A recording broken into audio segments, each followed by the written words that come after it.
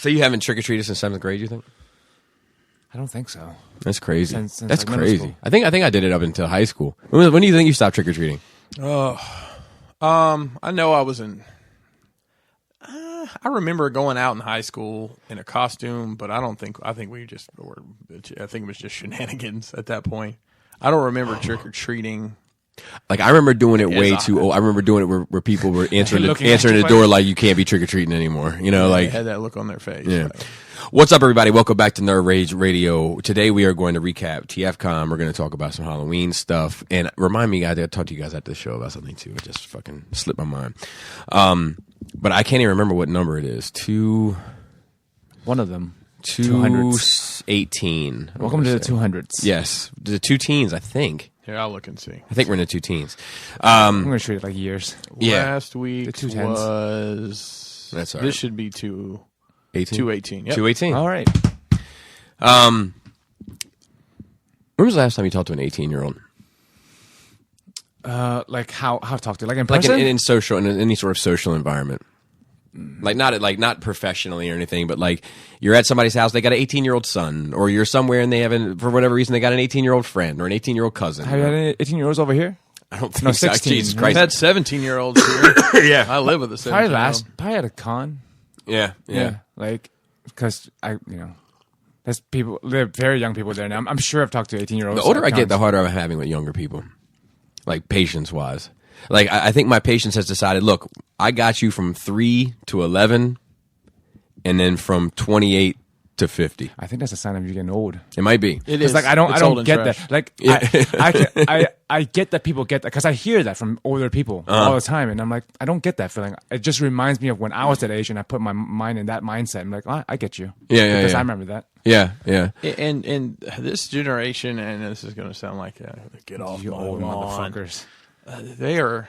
It's a different wavelength completely. Every Like, generation is a different well, wavelength, though. Like we were different than our parents' generation's wavelength. I guess, but I mean, are you lumping like? So I'll be 43 this year. I mean, pretty long in the tooth, so to speak. But like, I mean, do you consider yourself to be part of the same? And I consider Bobby to be part of my generation because we're within. Yeah, I think so. What year did you graduate high school? 98. Okay, so we would have gone to high. So I kind of do it like this. If I would have gone to high school with you in that basically 8 years. Like, you know, you were a senior when I was a freshman, or I was a senior when you were a freshman. If you're anywhere in that pocket, I kind of consider us to be the same Like generation. I feel like I span a couple just because of the different crowds I hang in. Because when I used to hang out more, like, you know, people in their 20s, like I still feel connected to that generation. I don't feel a gap.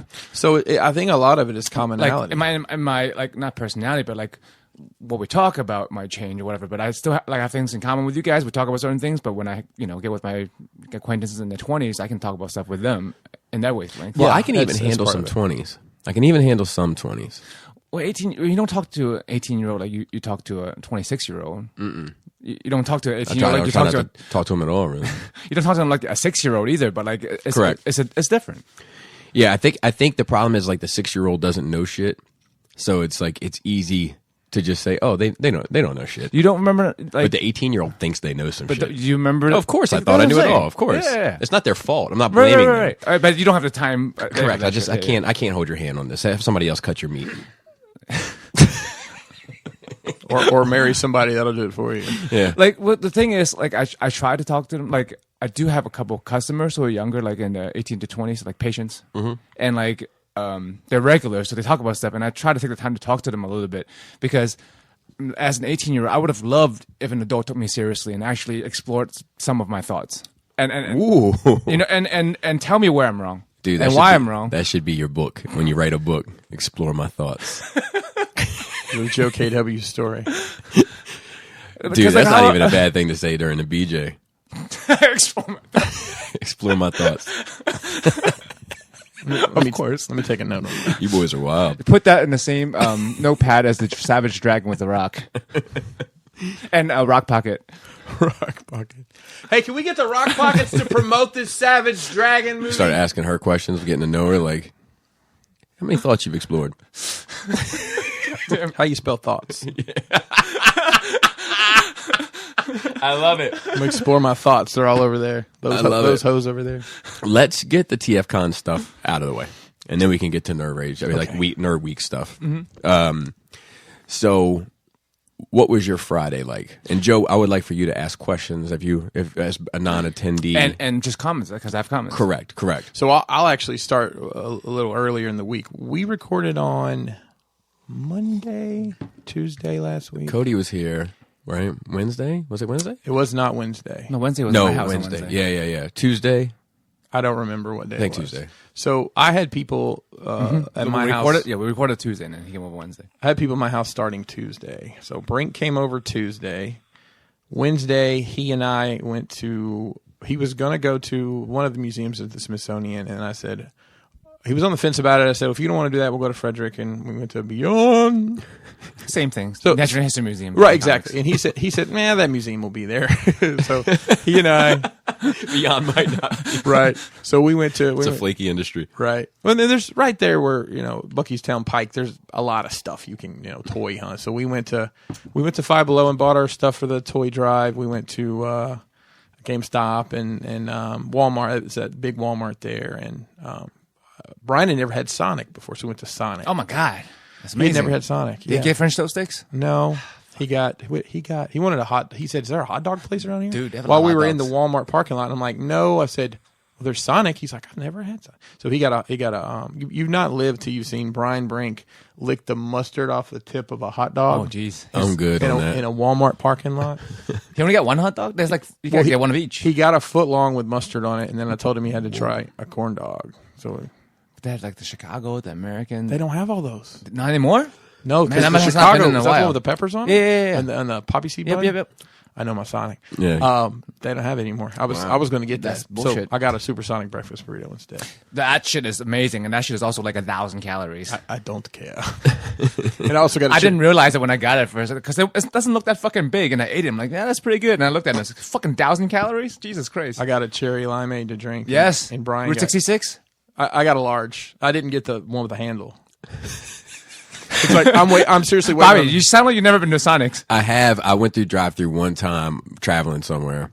I'm not really a huge fast food burger guy. You know you don't not get a burger. burger. You get first thing you got to get's tots. They're tots. Yeah, the the tots. best Chili cheese tots. I got the or just burger regular right there. tots. Either or. Either I'm good. or. I would try In-N-Out because I never had that. And then, the sauce is good, but the burger, but the actual burgers. So I've had Texas In-N-Out, which I've been told isn't the same as in Cali. Cali. Cali and out. So we had the option at Cali to go to In-N-Out or Jack in the Box. Jack in the Box. So I tried Jack in the Yeah, Box. Jack in the And Box. Adam went to In-N-Out.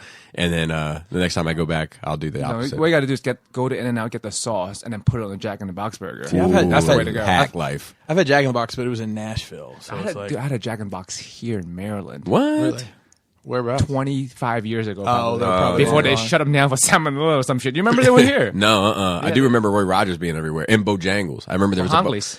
Yeah. Okay, well, I can roll into the next part of the story. So we go to Beyond, and we're leaving right there, and he said, Roy Rogers. I hadn't seen one of those in a while. And I'm like, I'd never seen him till I'd heard of it, but we moved here. It's the same thing as a College Junior, same thing as a Hardee's. Yeah. It's The same company. It's the literally. predecessor. The do you know that every time you say Beyond, the second biggest comic book store sheds a tear? you think so? It's hilarious. I will tell you, taking I'm sorry, the second biggest on the East Coast. The second biggest comic book store on the East Coast sheds a tear every time you mention Beyond. I don't know this guy. They just always are saying how they're the biggest comic book store on the East Coast, like square foot wise.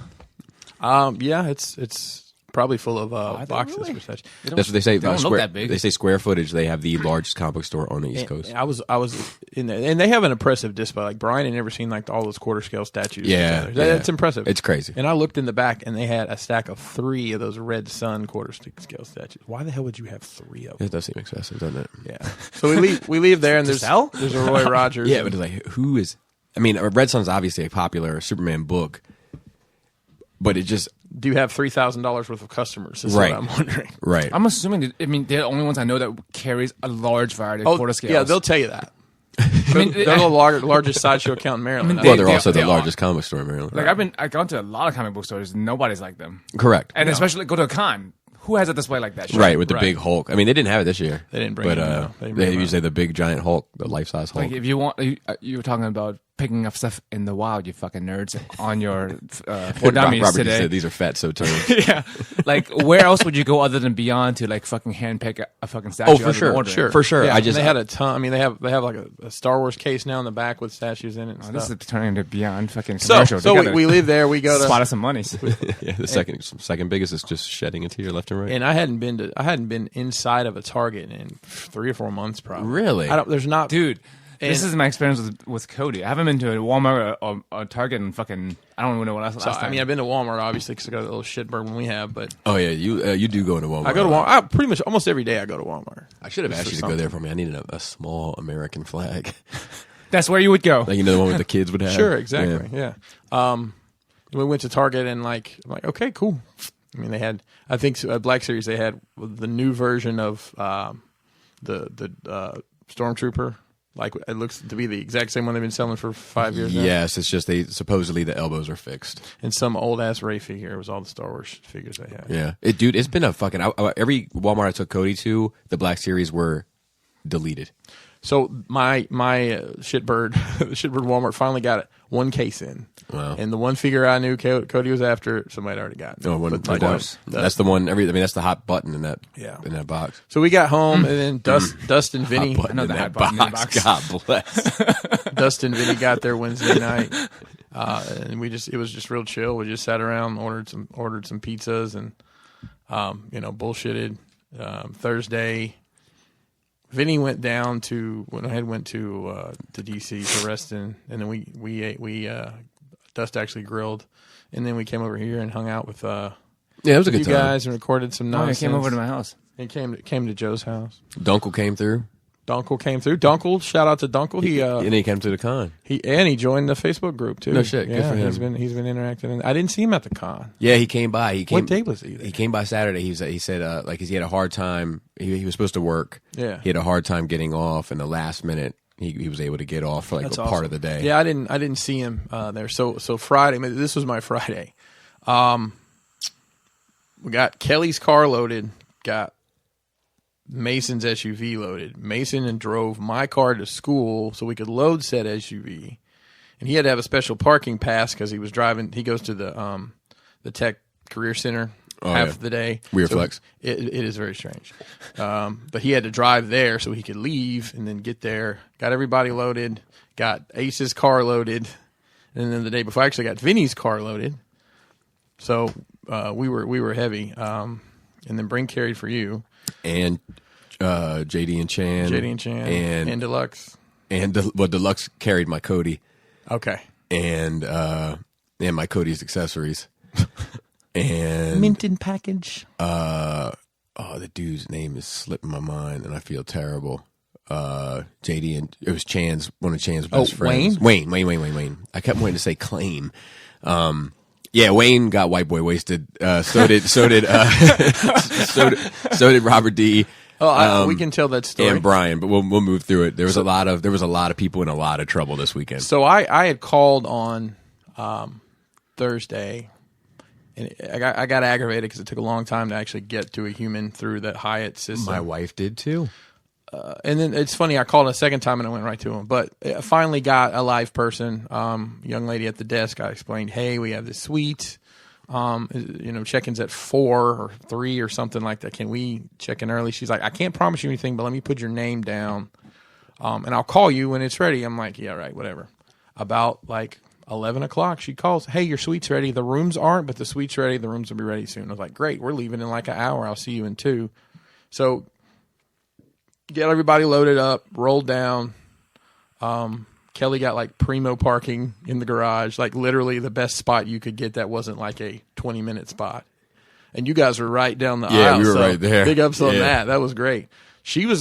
I was going to get our shit unloaded and then go help her. And I called her and she's like, I'm done. I've already unloaded. So I guess some people were there and helped her. Right. So she got unloaded. And we started setting up, for the party. Got everything laid out, got everything set up. Got everything. We try to be as organized as possible for that. And I was pretty much in that room. We had people lining up. We had a noise complaint before the party started. Let me catch up, and then we'll catch pick up at the rock party. So we had a similar set of circumstances. We left I don't know what time you guys left Friday. It was right at 12. Mason was How was your ride down? breezy. Oh, beautiful. Oh, we left at 9:45. Stopped at Chick-fil-A for breakfast on the way down, like in Germantown or some fucking where. And then went in, like, not a blip of traffic. Like, just, it was the about smoothest ride I've ever had to that part of the world. Part of the world, right? Yeah. And there's that one interchange. I don't remember what it is, but the road splits. And my GPS, I think the time me and you went down there to scout it out. Yes. It took us the wrong way, and you go through like some subdivisions. But I was very cognizant of that, and so Kelly was like, "You at that split, you're gonna hang right. You stay right." Yeah. So that was in my mind. It was like, I'm gonna make sure we get that right, and we did. So it worked out. So when we got there, we got like kind of, we had to walk around a little bit because the dealer room didn't open to be set up until 1. Right. And then, we didn't get checked in, I think, until 12:30. So it was like right neck and neck. And got to big up TFCon. Got to big them up. The moment I walked in, PODBEAN, and that dude has always been good to me, but big shout out to that dude. He was like, "Hey, we got a couple extra tables. You need any?" And I was like, yeah. Yeah. And he was like, "How many?" And I was like, when I started to say 1, and he's like, 2 good? I was like, "Oh, yeah, 2's fine." Yeah, Awesome. Yeah, so we had like one table that we like pre-set up for just handling like packaging. Yeah. You know, Transactions. yes, which was nice. And You then guys kind of made a U shape out of those, right? correct. Because I was thinking when worked you're out supposed good. to finish setting a picture, I'm like, that's kind of a big spot. Correct. It was the same corner I had in Reston the year that they were in Reston prior. 2 years so it was ago. a nice corner. Not the bathroom. Not the bathroom corner. And walked up with my kids. They were like, "How many passes do you need?" And I was like, "Well, it comes with 2, right?" And they were like, "Yeah." And I was like, "And I have 3 kids. And I'm just ready to pay it." You know, 'Cause they made you pay I know last I know the vibes. Yeah. And they were like, "How old are the kids?" And I was like, 11, 6, and 3. And they were like, "Oh, no. We've already talked about this. Yeah, your kids are not charged." Is it because they're Had to. Somehow it had to. Like, I can't imagine any other Bad reason. press. Right. So shout out to Laura. Oh, so shout out to being a Karen. Right. Well, and thank you for causing a scene last year and this year. Your wife said to Kelly, "Hey, go point her in the right direction." So I didn't have to pay for anybody to get in either. Nice. I was short 1, but we worked it. Right, a couple right. times they came down. So I'm sorry. Continue with Friday. But yeah, so it was just the exact opposite experience this year than it was the year prior. Yeah. Like, they treated me well, it was Like the professional. celebrity that you are? No, don't do that. They were just professionally, and I treated them professionally. My money cleared on time, so they were terrific to me. Shout out to TFCon, shout out to PODBEAN specifically. Big up to them. And then that night we went to the Uncle Julio's for dinner. So got some grilled chicken tacos. It was delicious. I had Chipotle in the room that Ace picked up. Sounds great. That's the best I could do. Well, that's good too. I knew I wasn't going to eat otherwise. There's nothing wrong with Chipotle. And I didn't bro. have to work the next 2 days, love so I wasn't Chipotle. worrying about shitting my britches. So it was us. You didn't catch that. No, I did. But I see, my problem with Chipotle it's not that simple. It's a gamble. It is a gamble, for 1. For 2, I have diarrhea pains, but I have struggle shitting. It's like, Bitch, you got me worst of fucked both up. yeah, worlds. it's like low key constipation Constipated diarrhea. with diarrhea symptoms. I think kaopectate's what you need. Dude, it's a fucking disaster. Speaking of which, I might try to get Chipotle tomorrow because I got a couple days off, and that's the only time I eat Chipotle. Anyway, so we went out there. It was Robert D and his family, my family, Cody. Who else was there? Oh, Baltimore Brandon and Melly Mel.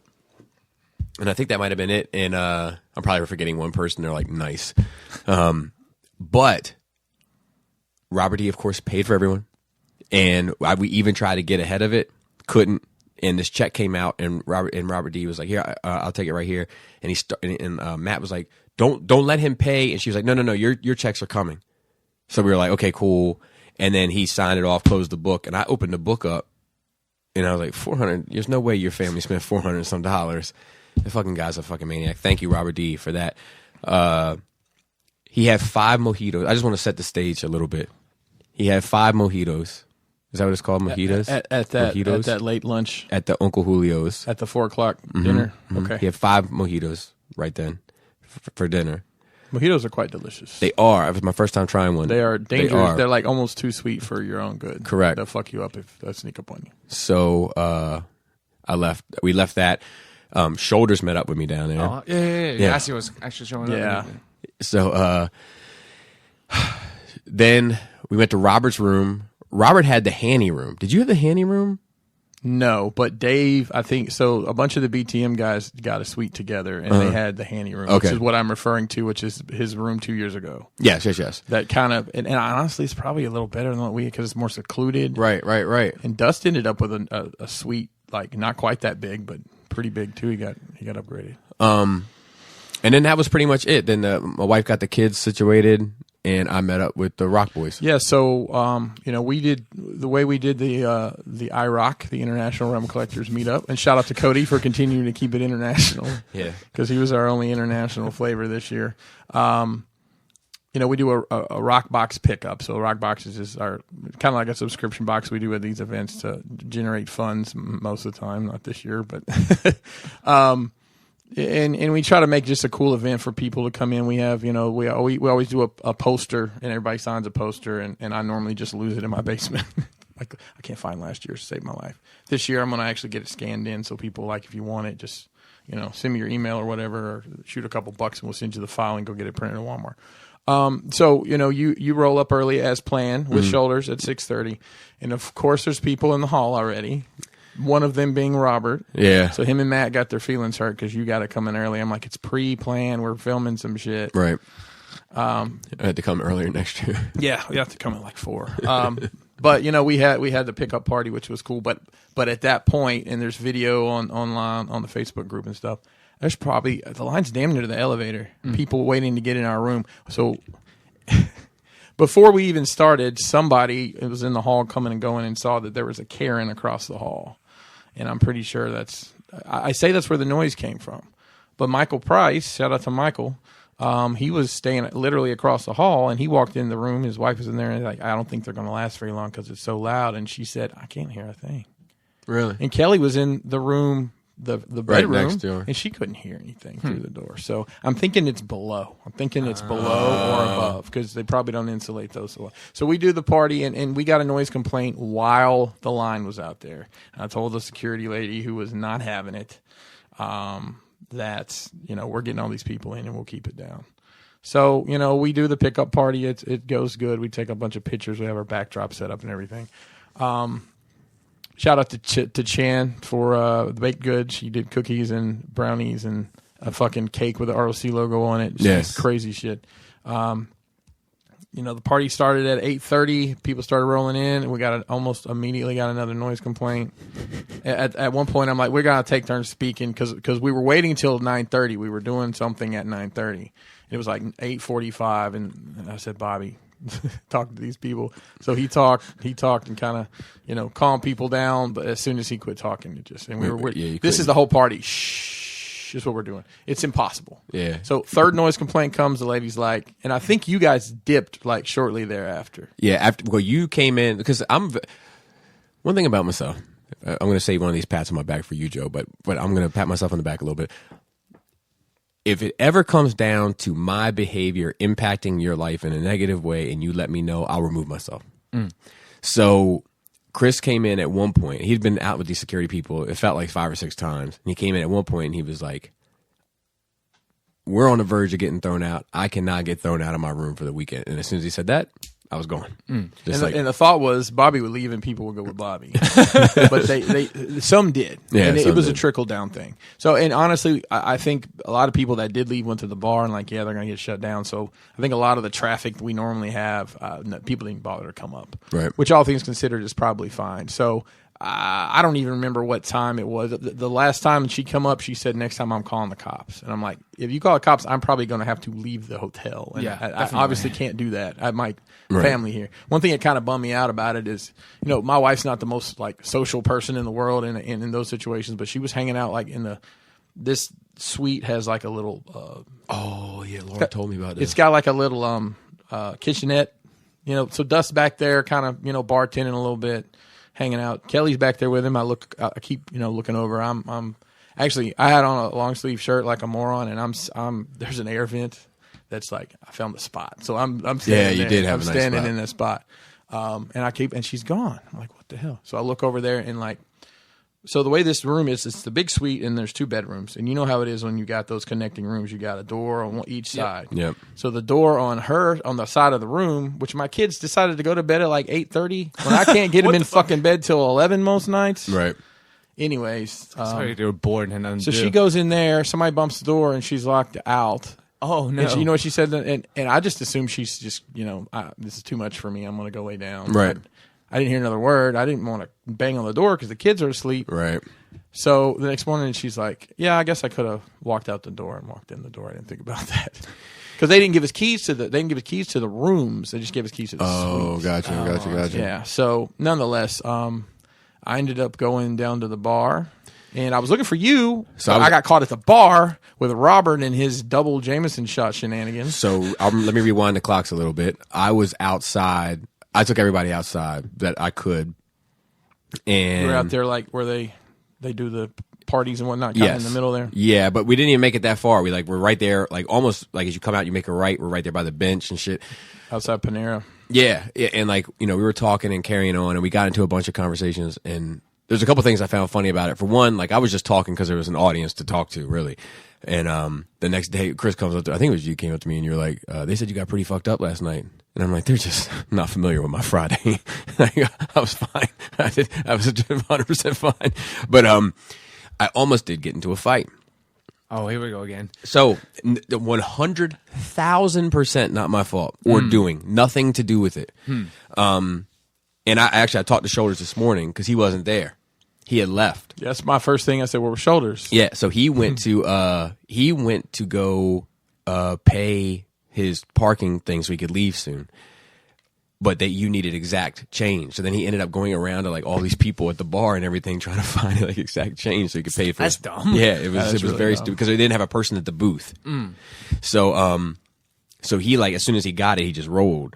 And I was outside, but I have to big up somebody else. So it was me and JG was out there, and there was a bunch of people out there, but Jay was right to my right, and no one was really to my left, and Laura was behind me, and someone else was to my left but further away. We'll get to him in a second. The conversation shifts into the nerd rage conversation that somebody brought up as a nerd rage listener. Oh, okay. And they were talking about the Marvel has 90% of the Marvel films are better than the DC films. Oh, yeah, that conversation, yes. Right.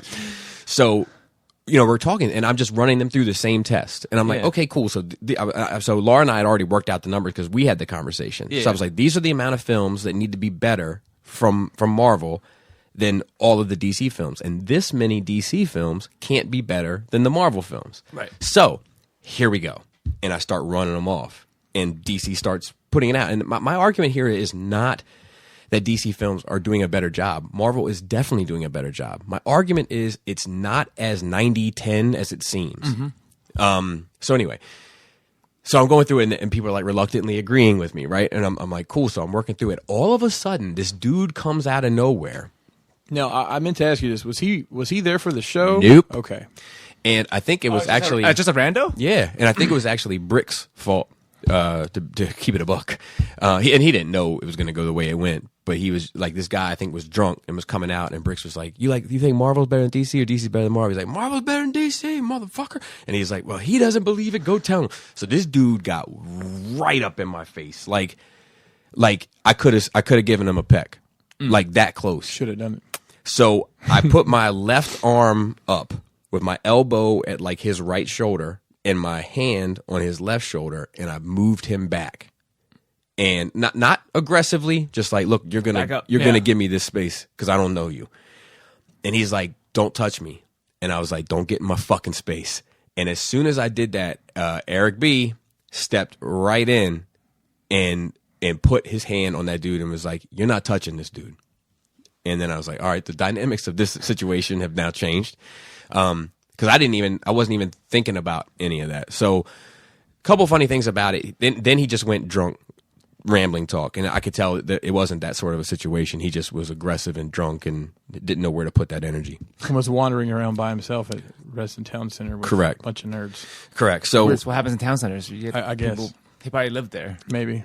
a couple funny things about it, though. For one, possibly the funniest, he kept calling Spider-Man Far From Home and Spider-Man Homecoming. He kept calling them both Spider-Man Homeless, which was funny as shit to me. Two, I had this. We've had this conversation on Nerve Rage a couple times where, like, my wife, constantly hits me with the look. You're not 16 anymore. You can't just fight. And I'm signed on to that mentality. I don't want to fight everybody.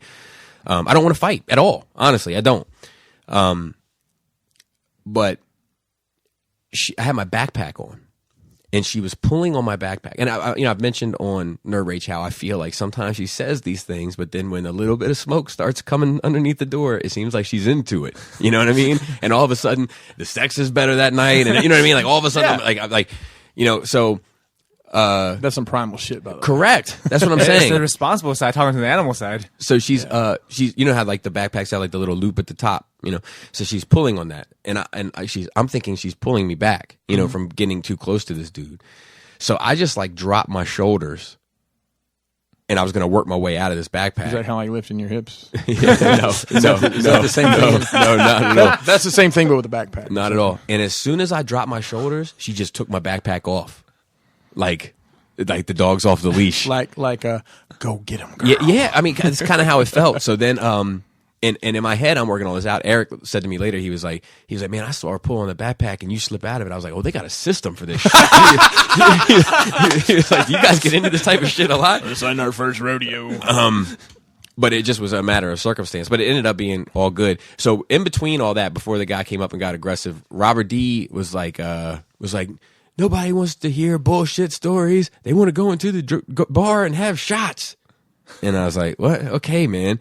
And I'm trying to finish this one story. In between me trying to finish this one story, he keeps saying, like, shut your boring ass story up. We're trying to have shots. So he had left before all the smoke popped off and all that. So after all that, I went inside the bar, and the bar is alive. Yeah. Like, hundreds of people, like everybody is super fucked up. I'm trying to find Robert because they're like, Robert's fucked up and he just paid for all these shots, and like, and I'm of course, like, oh my god. So I go outside. He's sitting on the bench. Well, let me jump in. So I Tell the bar side. Yeah. So I am trying to get everyone out of my room. So because I'm not leaving anybody in there. My kids are asleep in the next room. So I'm like, and I'm not leaving. I don't want to leave anybody else in there responsible. So I'm like, all right, I'm going. I put my jacket on. I'm like, okay, I'm leaving. Come on, we got to go. Finally got everybody out, and I don't remember. It might have been 10 o'clock, roundabout. So I go down to the bar, and just kind of saying what's up to people. That was kind of my MO. This was like, I'm gonna go from pocket to pocket and just try to talk to everybody. So I'm walking around talking, and I see Robert at the bar, and he's surrounded by people. And I walk up to Baltimore Brandon, and I'm like, and I had this is a funny thing about this whole thing. Like they were, they have a bar with a liquor license and all that, and we were just wild as fuck. I was walking around with a fucking red cup with purple drink in it. So purple, if you know what purple drink is in this instance, so Bricks makes purple drink. Okay. So he gets not the cheapest vodka, but the one right above it. He takes purple, when I say purple, grape Jolly Ranchers and soaks them in it. And I said, how long do you soak the Jolly Ranchers? He said, till they're not Jolly Ranchers. He literally lets them dissolve. Yeah. And then he buys like the cheapest Sprite knockoff, Bubble Up or something. Right. And he pours it. He actually has a dispenser. What's funny is he was like doing this and mixing it. And Dust is like, why is nobody filming this? Why is nobody filming? Because it was, anyways. So I had a cup of that. And Brandon's, I was like, what do you got there? He had a rocks glass. It was like this, like half full. I'm like, what is that? He's like, it's a double shot of Jameson. Robert gave it to me. He said, I'm not gonna drink it. Do you want it? I'm like, yep. And I just downed it. Down the hatch. I was like, and let me chase it with some bullshit. And I drank the purple drink. And I went around and bullshit and talked to Robert and a couple other people. And then I went out front with some guys just to hang out. And I ended up sitting with Robert and Jose on a bench, and then you guys rolled up. I'm like, where you been? Because we didn't see each other somehow in that bar situation. Because I was out back. They probably snuck out to the family restroom or some shit. You know? No, not at all. And there's Robert was gone. So Jose walked Robert back to the room. Well, I said to Robert when I walked up, I was like, "What's up, man? You're buying shots for everybody? Like, just are you okay?" And he stood up, didn't say anything to me, walked 10 feet away from me, stopped, and said, "I don't know where I am."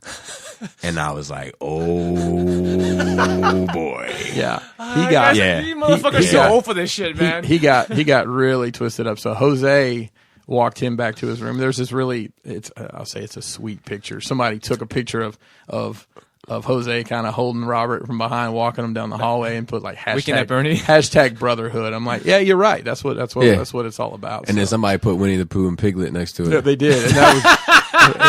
And that was that was great. That was great. But I think I crashed out. I was in bed by 2. I don't remember exactly what time. But those dudes kept going. Like they went hard. I mean, these are 40-year-old dudes. Keep that in mind. Yeah. These aren't the aforementioned 18 to 26-year-olds. I stayed out there, I think, until midnight. But it was. No, I went back inside because there's a picture. There's a picture of like whoever was left that night, and just continued bullshitting with people. Shout out to Craig R. He was there with a cooler full of Yinglings, and right there in the fucking right outside the bar in that common area, we're blocking the aisle drinking Yinglings. It was a great time. So Saturday. Then crashed Friday night, woke up Saturday. Laura and I went for a walk to the grocery store because the baby needed almond milk.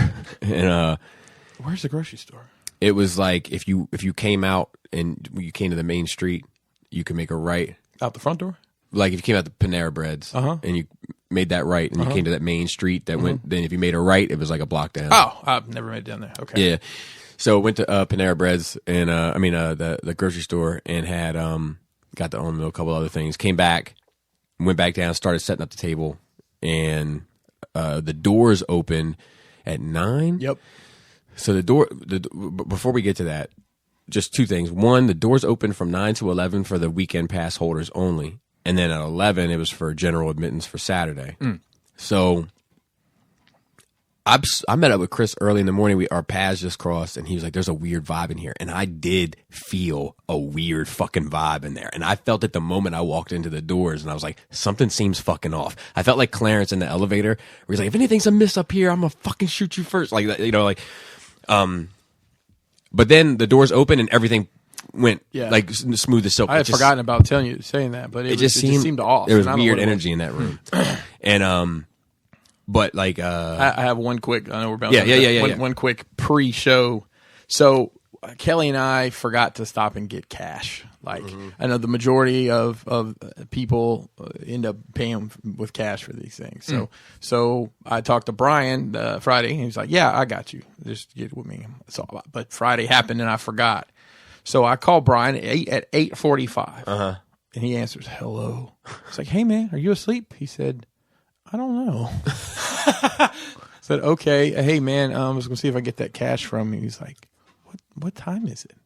It's like 8:45, dude. He's like, "Okay, I'll be down there. I'll call you." So he comes.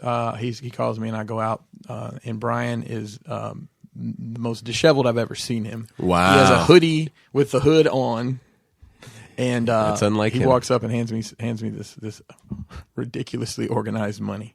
Opposite of his looks, right? And he hands it to me and says, "This is going to be enough." And he told me, I'm like, "Dude, that's plenty. Trust me." So I think I gave it back to him in complete because she built her change back up. But he said, "I said, how late were you out last night?" I said, I don't really remember. I'm still drunk. And he reeked. I was like, "Yeah, you smell like you are, bro." Yeah. So go back up and go to sleep. And he told the story last night on Into the Realm that somebody came up to him and he's like, I gotta go to my room. I don't want, because nobody ever, it was Dave. I think it was Dave. Was it Dave saying that? Yeah, no, they talked about it on BTM last night. I'm sorry. About how he was just like, so out of character for him. But I just thought it was funny. That's how hard those guys went. I think they said they went to bed at like 4. Well, something. there was one other thing I wanted to bring up too. Now that we're talking about it, I had a conversation Friday night before the drama, the little bit of drama, the baby bit, with Bolt Matrix. Okay. I haven't heard that name in forever. Correct. So he was there. Somebody introduced us, and I spoke to him, and we were talking a bit. And I said, let me talk to you for a minute. And I took him to the side, and not to say that I gave him advice because his numbers far outshine my numbers and that kind of stuff. But I felt like I had some input I needed to give him. Okay. And I gave him that input. And he was like, man, you're 100% right. You're 100% right. Like, and I was like, this is why I think this is happening. This is why I think you're doing what you're doing. And I went through all this stuff, and he was like, you're right. You're right. So anyway, we had a good conversation. He's a good dude, and he might come out for a skull affair, or he wants to come out for a skull affair. Oh, cool. Sit down and have a conversation. So that would be cool.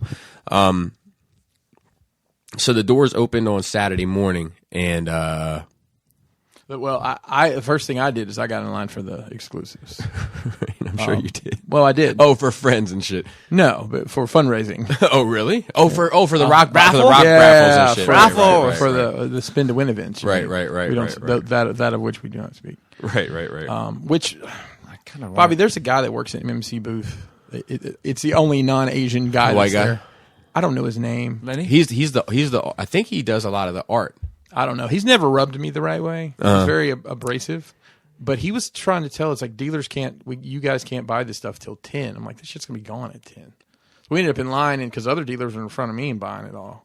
So we got what we wanted there. But that line they did the line out a side door, and I went, I got what I needed, took it up to the room, and came back down like 30 minutes later. And that line was like almost to the bathroom still. Right. But at least they didn't do it in the main room there. That's another thing that people are saying that, like, MMC had shit to say about me at that show too. Really? Yeah, it's like, whatever, man. I was right there in the room. You know what I mean? I was right there in the room, Yeah. Mac. Anyway, what was it? 9:00. So 9:00 came, and my table was fucking swamp gang. Like, it was Swamp Thing. And Robert, did you pull up my chair? No. But like Laura and I were like, handling two people at once, so to speak. One, like trading off. Like I'd wrap a print, give it to her. I'm giving her a bag to put a blanket. Like it was just like it was crazy. And what are the kids doing at this point? So the kids are staying upstairs, I think, or they might have. I think they stayed upstairs in the morning because they were still sleepy. So. By the way, Robert didn't show up till after lunch. That's a fact. Yeah, that's a fact. But he was with the family doing stuff, I guess. So I said that at a certain point, somebody came up and was like, "I've been standing at your booth for fucking 20 minutes waiting to get to the front of the table." And I was like, "Damn it!" I was like, "I'm sorry, I'm trying." And he was like, "No, I'm not saying it for that." He was like, "I'm just saying it to say, general admittance isn't even open for another 45 minutes." And I was like, "Oh my god!" Like we might be fucking swinging for the fences this year. And then it was busy, and then it lightened up probably about an hour or two before the third party panel, and then it stayed pretty light till the end of the show on Saturday. But that's all I did was sell, and meet and take pictures and all that kind of shit, shake hands and catch some con crud, as you can hear. Yeah, I think we all did. And it was that room. I tell you, like, Mason, my kids didn't come to the room till like we had to check. I got a late checkout on Sunday, so it was like 1:00. I brought him in the room, and Mason by the end of that day was like, my throat hurts. I'm like, yeah, it's going around something bad. Somebody had a norovirus, and this bitch. Yeah, people. This one dude came up, and I forget his name. I feel terrible, but they're from North Carolina. I remember that, and super cool. And the whole family was there, and the wife was there, and the wife like listens, like, you know what I mean, like to some of the shit. Yeah. And, very cool. And the dude like was like, "Hey, can I get a picture?" And I was like, "Sure." And I came around. Is it Brad? His wife? I can't. He's kind of like, they're both like slimmer folks. I don't know off the top of my head. And look, no, Brad got a picture with you too. So. No disrespect to this. No, absolutely. No disrespect to this dude at all. My memory's trash. His wife is hot. I don't know if that helps. And they got a couple kids. But anyway, I say that to say this. His wife was like, "And I want a picture with you," and pointed to my wife. So I wandered up right around when that was happening. Who was that? So like Laura was like, it's like, shit, somebody wants a picture with me. Like, but it was funny because the dummies and shit, there was like a couple people that were like, can I get a picture of both you guys and all this? So, like, and my wife was like a little uncomfortable about it, but I think she also was flattered, you know. You need to get her the another bandana, the bandana thing. Yeah. Yeah. So I mean, I obviously. I wish I could remember that dude's I name. bought one thing on the floor, and it was so Cody was looking for that Mandalorian figure. No, it was on Sunday. I'm skipping ahead, so I'll save that. But I walked around and I talked to people. I tried not to like linger with anybody. I tried to talk to people that I don't see all the time. Yeah, dude, it's so hard. It is man. so. I mean, I purposefully said I'm going to try to talk to as many people as possible. And I did. I mean, obviously, I come by and say hi to y'all occasionally as I'm making my rounds, but I don't need to stand there and talk to you. I talk to you almost every day. Right. So. And I feel this like, dude, don't just meet everybody you can. Make sure you're good. Don't need anything. Yeah. Shout out to Panera Bread for making a mint on us this week. Yeah, for sure. I don't need Panera for a while. No, but somebody said it was airplane food on steroids. I like Panera. I like Panera Bread too. I've always liked Panera. They're fine. I just think that Panera Bread thinks it's fancier than what it is. Yeah, and they try to do the whole it's healthy for you. Like no, you use mayonnaise, it ain't healthy. Right. Just enjoy it. They do have a lot of different fancy breads. They do fancy breads. Yeah, I mean you don't pick those up at the grocery store. Right. Depends on your grocery store, I guess. Dude, shout out to Wegmans. Shout out to Wegmans. All we got is Food Lion here, man. That's true. That's trash. That's bullshit. Yeah. So I mean, I let's see how many. I'm trying to think. So I got Panera for the kids on Saturday morning. I took it up to them. I sat there and ate with them real quick. Went back down. It seems like 10 minutes later, I was buying Panera for lunch. So I brought them down. I'm like, pick out what you want. Because Charlie or Kenny ate what I got them for breakfast. So they picked out what they wanted, which I think was macaroni or some shit. Yeah. Took Kelly a sandwich. I don't even know if she ever. No, I take that back. I'm wrong. I went to Potbelly that day with a bunch of people. Potbelly's. It's a fucking great sandwich shop. And I brought Mason and Kelly back food there because I had to stand in line twice, and the second time it was ridiculous. But then, let's see, that night, after the show wrapped up, we went to dinner, right? Yeah. So we were trying to find a spot that was open that would seat as many people as we're trying to go. It was in my head I had it that it was the way Kelly was explaining, it was just going to be the four of us. I'm like, well, that's cool. We never get to hang out. But then it ended up being but then you stand out there. It's like, people come up like, what are you doing? Oh, we're getting ready to go to dinner. Mind if we come? Nope. Mind if we come? I told all my people, I'm like, no, I'm going out with my wife tonight. Sorry. Oh, I see. I didn't know the rules. No, it's fine. But fine. The funny thing about it is everybody that ate with us except one person was somebody we hang out with anyway. So yeah, it's true. It was Justin and Bedell, Cody. Yep. Who else? Well, Caleb came. Well, that was cool to hang out with. Caleb. That was cool. Caleb came, and then the one dude from New Zealand met up with us. Yeah, at the, you know what I mean. Yeah, like he just happened to be at the same restaurant. So I was like, man, pull up. So he pulled up. And I'm trying to think. Oh, if you didn't know, apparently bars in that area, if the Nationals are on TV, they turn it all the way up. Yes. Yeah. That was so annoying. It was louder than a movie theater. We were having to yell at each other to talk. You guys don't. I guess you're gonna go down the area much. No. Like all of DC metro area, it's like every restaurant you go to is like that. Every bar you go to, it was like brutal. Like I've been to like. It's the World Series, right? I mean, I've been to sports bars before. I've never heard the volume up on a game that loud. I mean, it was in that area. It was not at DC, but I mean, just in general. But like, it was like a concert. Yeah, I'm not surprised. It was nuts. The food was especially fine. on a Friday night or Saturday night. So I told the waiter, I was like, "Is it always up this loud?" And he was like, "Yeah, it's no problem. You can hear." And I was like, "Okay." So then somebody asked, was it Cody asked for something? And he was like, "What?" And I was like, "You can't hear him?" No, I just couldn't. I was like, "You can't hear him? Is it too loud? You can't hear over him? What's the problem?" It was funny because Cody was trying to order and he couldn't order. So I said, "Let me order it for you. You want your usual, Cody?" Yes.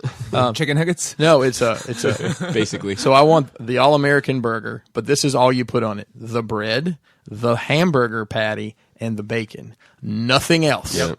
That sounds like Cody. Yep. That's it. I was gonna choke on that meal one day. Then we went and got gelato and Ben and Jerry's, and yeah, my gelato was trash. It was $8. I threw it right in the trash can. I took one bite and put it in the trash. What flavor did you get? Espresso, but it actually tasted like and people were like, "Well, of course it says espresso," and I hear you. It's my fault for not testing it, but like I've had like espresso gelato in Italy. So like it's not like I'm ignorant to it. I mean, it's like saying I had pizza in Italy. Right, It's not the same here. No, but I mean, I just not that I haven't had it other places. Like I've had, like I usually get a coffee ice cream. Yeah, because coffee and espresso flavor are two different things. Sure, but this shit actually tasted like black coffee. Like somebody poured enough milk in a cup of espresso and froze it. Yeah. You know, like, and I like it was just too much. So I took one bite and I put it in the trash. And Laura's like, it was $8. And I was like, you gonna eat it? And she's like, no. And I was like, well, then what the fuck you want me to do? Carry it around because it's $8? You know, I'm not gonna return it. It was my fault. You know. Yeah, I'm trash because I went to Ben and Jerry's instead. But no, it was the smart choice. I'm trying to think, they had a flavor there, and I have a Ben and Jerry's problem, but they had a flavor in there that I can't even remember what it was now. It was amazing though. Something that's like I've never seen in a pint. Oh really? But it was it was 7-layer coconut cookie ice cream. Wow, it was good. Good stuff. So then we ended up back at the bar. And it was shenanigans. I definitely drank out of the cup. Let's talk about our guy Cobra Clan real quick. Okay. The Dookie Chain. Okay. Gold Chain guy. Okay, Cobra Clan. Okay. Yeah, that guy. Yeah. So he comes up to me at, I believe he was talking to Balt Matrix. Now I met him last year at Baltimore Comic Con. Did you? Okay. So we had emailed a couple times, so I'm familiar with the dude. You know.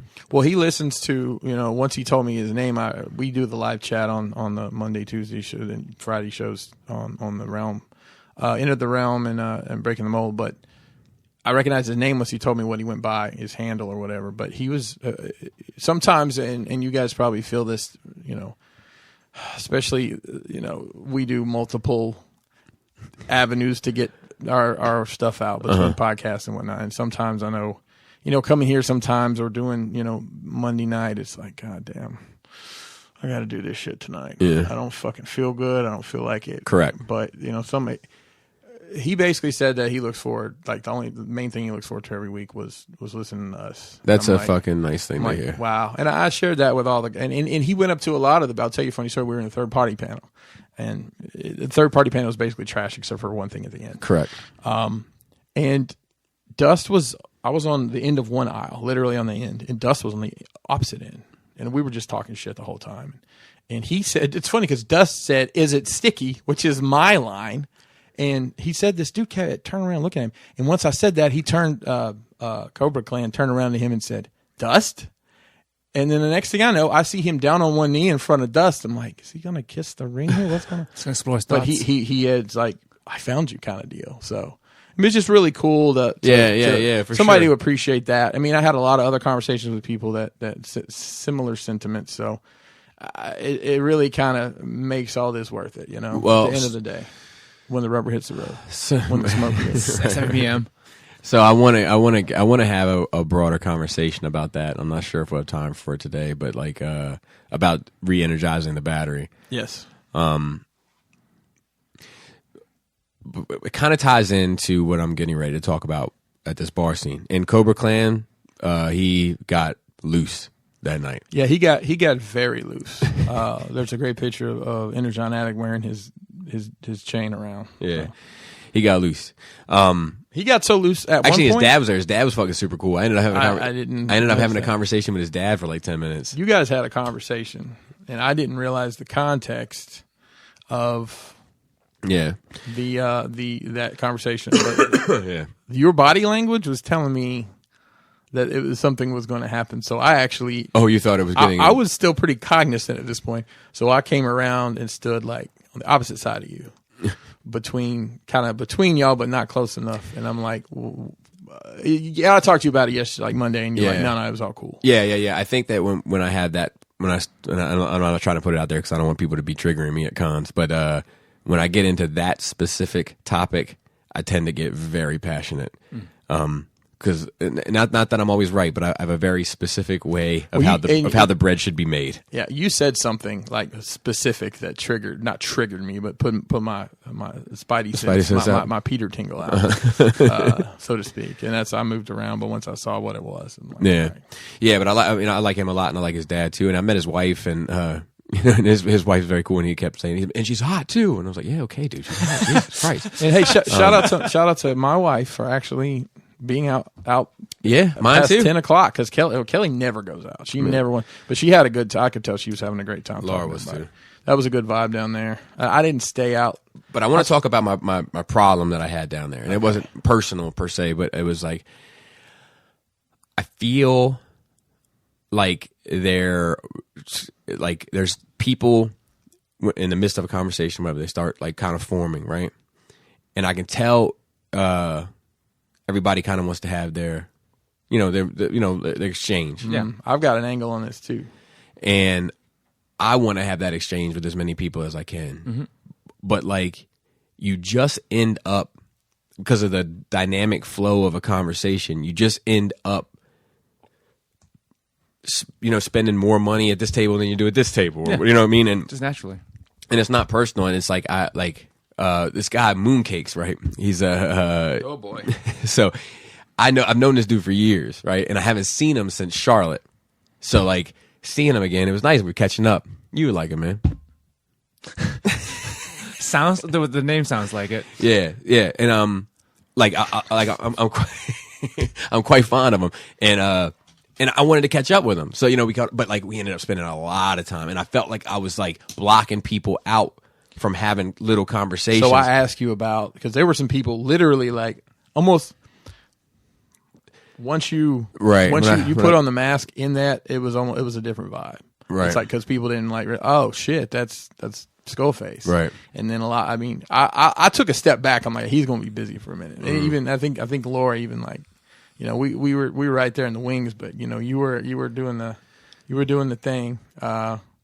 It was a different vibe once you put the mask down. Yeah, and it's I can't see. So I have no idea that the dynamics are changing, and I'm just trying to say what's up and do all the shit that I can. But I guess my fear is there's always some dude sitting back in the corner that's like, man, he never fucking said hello to me. You know what I mean? I mean, there's always going to be that dude, though. Unfortunately, but I worry about it. Yeah. Because you can't just.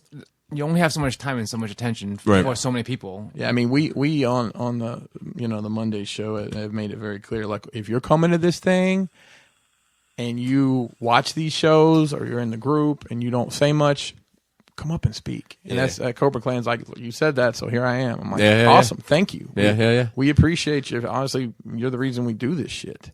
For sure. I mean, that is cool, but I could see like that one guy, because I saw these 3 guys.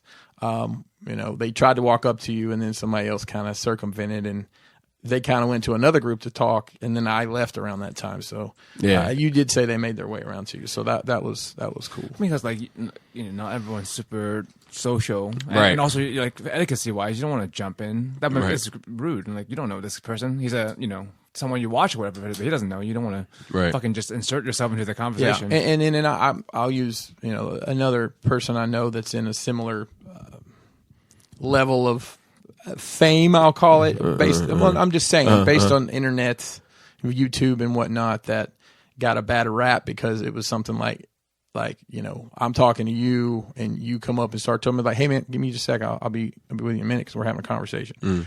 Fuck that guy, he's too good to talk to people kind of vibe, and it's the last thing anybody wants, especially when that person is pretty cool about everything. Well, and I go out of my way. Sure. I go out of my way to make sure I'm at everything I can be at in order to shake as many hands and whatever, interact, have that little one-on-one. Yeah. I go out of my way for it. So that's, it's like when all you want to do is make sure there's a slice of pizza for everyone, and then everyone gets a sliver. And that one person doesn't get a slice. Yeah. It's like, you know what I mean? But you got to make sure you get to eat though. Correct. Because sometimes it ends up being that way. But if 90 people got a slice and that 91 person didn't, that's all I think about is the 91. I never think about the 90. Yeah. I mean, it's probably like that guy that you said didn't like the Green Ranger. Oh, well, yeah. Because you're like, oh, he said it was a douchebag. I'm like, right. I never heard that before. Right. He might be one guy that got left out. And that's what's stuck in my head about it, right? Whether good, bad, or otherwise. So, you hear something, you got to prove yourself wrong. So, definitely never going to ask, pay to get an autograph from that guy. Yeah.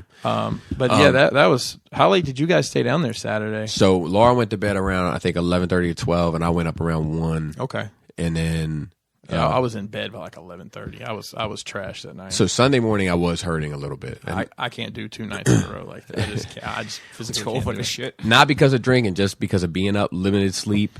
Standing, I mean, being on your standing, being on my feet all day the day You're before. putting a lot of energy, even just talking to Correct. people. Like, and walking around doesn't bother me. But fucking just basically standing and talking all day. My back and my fucking shoulders were killing me. I had this was awful. Yielding urge to get outside. Because I was locked in that room all day, you know, and then we go to bed, we're locked in the hotel room, and I woke up and I was like, I had a headache. That probably was alcohol induced, and then I had, I'm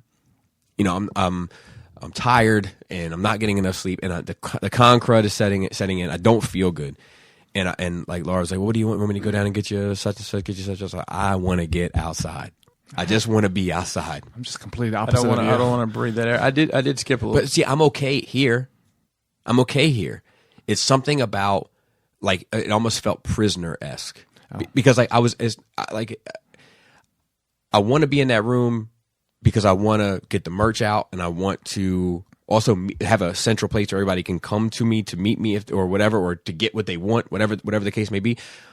But at the same time, I do feel chained to it because I would rather be out. Okay, because I was saying I never have the urge to be outdoors ever. Neither do I usually. Yeah. But when I feel, it's like being at work. You know what I mean? Like you're like locked in, and like the moment you walk just from the work to your car, you're like, oh, this feels good. You know, I've on that topic. I spend a lot of time indoors as well. As, short of the weeks that I do travel for work, which is few and far between for the rest of the year. But I make it a point every day because I'm in the basement grinding on something, either working on my laptop for work or working on a diorama or something, or upstairs helping do laundry. I'm inside a lot, so I've made a point every day to go outside.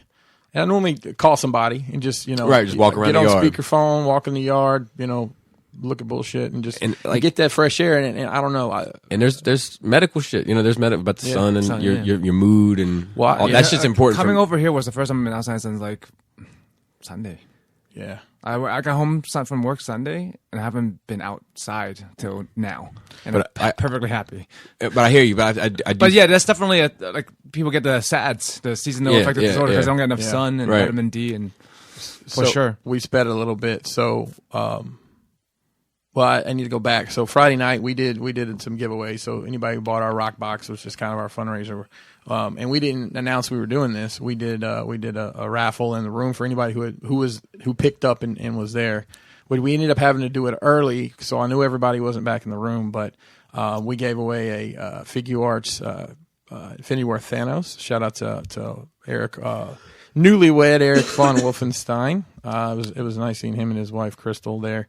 But he won that, and then the machine pulls it out again and won himself an MP44 Optimus. Eric's wife is super cool. She is also, and he always wins something. Maybe it's a hot streak back. Yeah. Yeah, Raul. I wanted to comment on that because, I liked her. She wanted to get in the mix, the conversation and shit, which was fucking great because I feel like a lot of times wives don't, and it was cool, and I don't know what it is about me, but I'm moving into this space where it's almost like I need everybody to call me and let me know that I didn't offend them in some way, shape, or form, I'm glad you said that because I have a story about me offending somebody. Oh, okay. Involving you, actually. Oh, Christ. No. It's all gravy now. Okay. So, third-party panel. Oh, yeah. There's a line. The line's just stupid. I said, guys, if somebody wants to save me a seat, it's cool. I'm not standing in the stupid line. If you don't save me a seat, I also probably really don't give a shit. So, I am actually going through the line because we do historically always have done this third-party panel. Agabus drawing, which is an announced part of the rock box. If you bought a rock box, you get $200 raffle drawing, and then we do a group picture. It's bang, bang, bang, and we've done it for 4 years now. Some people, shout out to Chuck, he somehow missed everything. So I'm catching anybody I know that's in line. I'm like, hey, as soon as you get done with this, come to Agabus booth. As soon as you get done, and I walk the whole line and do that. And there's a guy. We're kind of mobbed up, just kind of killing time. There's a guy who walks up that has the "Your Shelf is Trash" shirt on. It's got Bobby's face in it. And I said, Bobby Skullface is trash. Just like that. And he's like, I guess everybody's entitled to their own opinion, or just something kind of dismissive but defensive at the same time. And I saw him back, like he came back by. I'm like, man, I'm just screwing with you, right? And he's like, he said something else about eye of the beholder or something. And I said, I know. Me and Bobby's pretty good friends. I'm sure he's okay me saying that. Yeah. And then like I go back when I'm like the line is like circling in the back. It's so long. And I see him again. He's like, "Are you on any of them podcasts?" I'm like, "Yeah, I'm on Nerd Rage." He's like, "Which one are you?" And I wish I'd said, "Oh, I'm the Asian guy," but I didn't. I said, "Pinkerton, if you're nasty." He's like, "No shit." and then I saw him. I saw him the next day, and he had on. I guess he's been around for a while. And shout out to you, dude, if you're listening. I was just fucking around. Yeah, it's Josh. But he had on like the old school, like the shirt y'all, folded up, the Truth shirt. Yeah. And I said, that shirt's trash. And he just laughed. So it was all good. But we did the drawing. Shout out to Caleb. He won the 200 on the raffle for Agabus. And then we took an awesome group picture. And Chris failed to mention when he said, you're entitled to your own opinion. I stood up on my table and yelled across the hall. I was like, "Spill blood for me!" And it almost caused a riot, but yeah, Josh is a good dude. His whole family came up and hung out for a bit. And wouldn't be funny if I got in a fight over you about you. Bobby, this guy punched me in the eye. What happened to Chris? Somebody slit his throat. Said Bobby's Skullface is trash. Don't weaponize your audience. No, I don't. I don't want to. I don't want to. Don't do that. But I told you, I always think about that one dude, man. I think about him every fucking year. Like, who was giving me the fucking stink eye, And I was like, "You good, buddy?" And he was like, "Yeah, I got a question." I was like, "What's the question?" He was like, "Are you fucking Bobby Skullface? Or you just trying to make a buck off of him?" And I was like, "No, I'm Bobby, man." And he was like, "Show me your tattoos." And I lifted my sleeves up. He's like, "Oh, okay, cool, man." He gave me a dap, and he was like, "I'm just making sure nobody's out here trying to rip you off, man." And I was like, "All right, man." We had, you hung out in the pickup party, and somebody said something like, "Is that really Bobby Skullface?" I don't remember who it was. Oh yeah. One of the newer guys that came through. Yeah, because I had like the mask on and shit. Yeah, I think it was Kenneth A. That's who it was. So yeah, shout out to Eric. Shout out to his wife. I forget her name. I'm sorry. Crystal. Shout out to Josh. Shout out to the dude from North Carolina and his wife. I fucking feel like an asshole for not remembering his name. That's why I shouldn't mention any names at all. Yeah, I mean, I just off the top, it was nice. Trustworthy internet stranger is what I got called a while back. I think Matt H might have called me.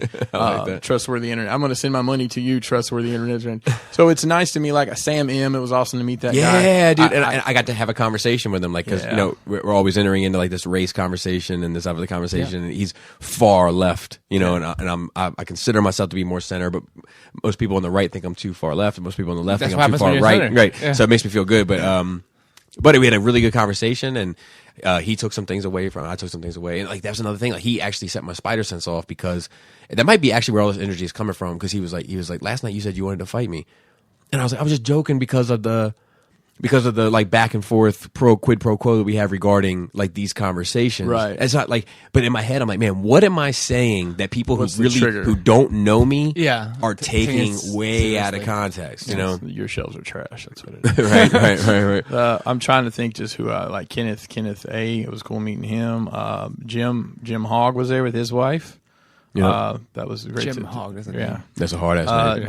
Joe S. He better have a big dick. Yeah, that's what I'm saying. He better. I don't know. Let us know, Jim. You can send pictures to it's mythsandheroes@gmail.com. You're going to get just send you all your dick. I'll look at them. I don't give a fuck. Joe will look at them. We'll go through them. Judge them scale from 1 to 10. Send dick pics. Cool or not. 18 or older. Lou F. It was cool to meet him. Joe S. That guy was on point during the party. He helped out a little bit with making sure everybody was managing. Man, you guys can't do it anymore, man. So the next, or you got to have some sort of corner suite. You can't do it anymore. You're too big. It's over. We're gonna have to rent out the floor. We're gonna do ballrooms or something. Yeah, it's pricey and logistics are a nightmare, but that's the only way we can manage. You can't do it anymore. We had 70 rock box pickups. 70. You can't. That's incredible. It's grown beyond the room. It's a good problem. We have outrealmed the hotel room. Sunday was slow as fuck. It was ridiculously slow. A lot of people wants to just come from one day or whatever. Like I mean, it makes sense. It's not a big con. Well, Right. and and the third party panel's not on Sunday. Right. That's the only thing I can think of to And the make. exclusives are going by Sunday. Yeah. and- so I know there was, they had the whole baseball thing going on that weekend. Correct. Richmond's only 2 hours away, and they had a Comic-Con going on as well. Gotcha. So there was things pulling people's, disposable income in different directions. I did want to thank everybody who contributed to the toy drive, no matter how small or bootleg. Some kid's gonna be like, Dude, mine's straight from Hong Kong. So I'm "Mama, what's this shoe for?" saying. Mine's straight from Hong Kong. So we had For real. We had a luggage cart with 4 Gildan T-shirt boxes. Anybody who knows how Yeah, big big ass boxes. full of toys, and then bags hanging on top. And then we actually got some cash. Shout out to Matt B. He handed me a bill at the party. So we found Capture Prey was had a bunch of Matt's a cool dude too. the Matt cart. B. Yeah, but he had a bunch of the carded Siege stuff for like $5. I'm like, I need $100 worth. How much you give me? He's like, I'll give you 5 for 20. It's like, okay, well, give me $100 worth of 5 for 20. So Right. we sold that up, got Nice. that to Lowry. So shout out to Jason for organizing all shout that. out to Jason. This is by far the best one we've had, the toy drive. And I've said this before. Obviously, if you're in this hobby, you are either horrible with money or you have disposable income. Right. If Or it's both. Or both. Or both. But if I'm a little bit of both. Right. I'll Yes, keep for it sure. real. if we just take a little bit of that disposable income and put it in a different direction, we can really make a difference for some people. Yeah, I did a fraction Sunday what I did Saturday. Yeah, Kelly didn't do much. She actually marked her prices down just to try to move some inventory because, yeah, she could go to another show and sell it, but we got to store that shit somewhere. It's heavy. So now I And think now we've fragile. got 5 totes full of glasses because she has stuff left over that's non-transformer she didn't want to bring. So she's got just a ton of stuff. But I did want to make this point. So you were right next to the Agabus booth. Oh yeah, right across. Right. Which was conveniently tucked in behind the title sponsor, whose Correct. name shall Correct. stay out of my mouth. Yeah. Did you notice how much non-transformer stuff he had on display, like Agabus? in the cases? Yeah. So he had figure arts, he had Storm. Mezco. Yeah, I did think it was funny. So on his gondolas he had with all different stuff. He has Like, a great setup, man. He does. He's come And shout out so to, far. Shout out to Jason Lowry. Jason designs. Yeah, those Jason booths for him, designed lays that. everything Shout out to else. Jason. So he has he's got third party. He carries some knockoff stuff. It says replicas on, but it says like what brand. But, That's a good word. So he's got the action figures. It just says the others. I just thought that was funny. But yeah, I mean, like he's the only person with it. You know, he had a great selection. Yeah. I hope he was able to move some. And he had some stuff. So we picked up a.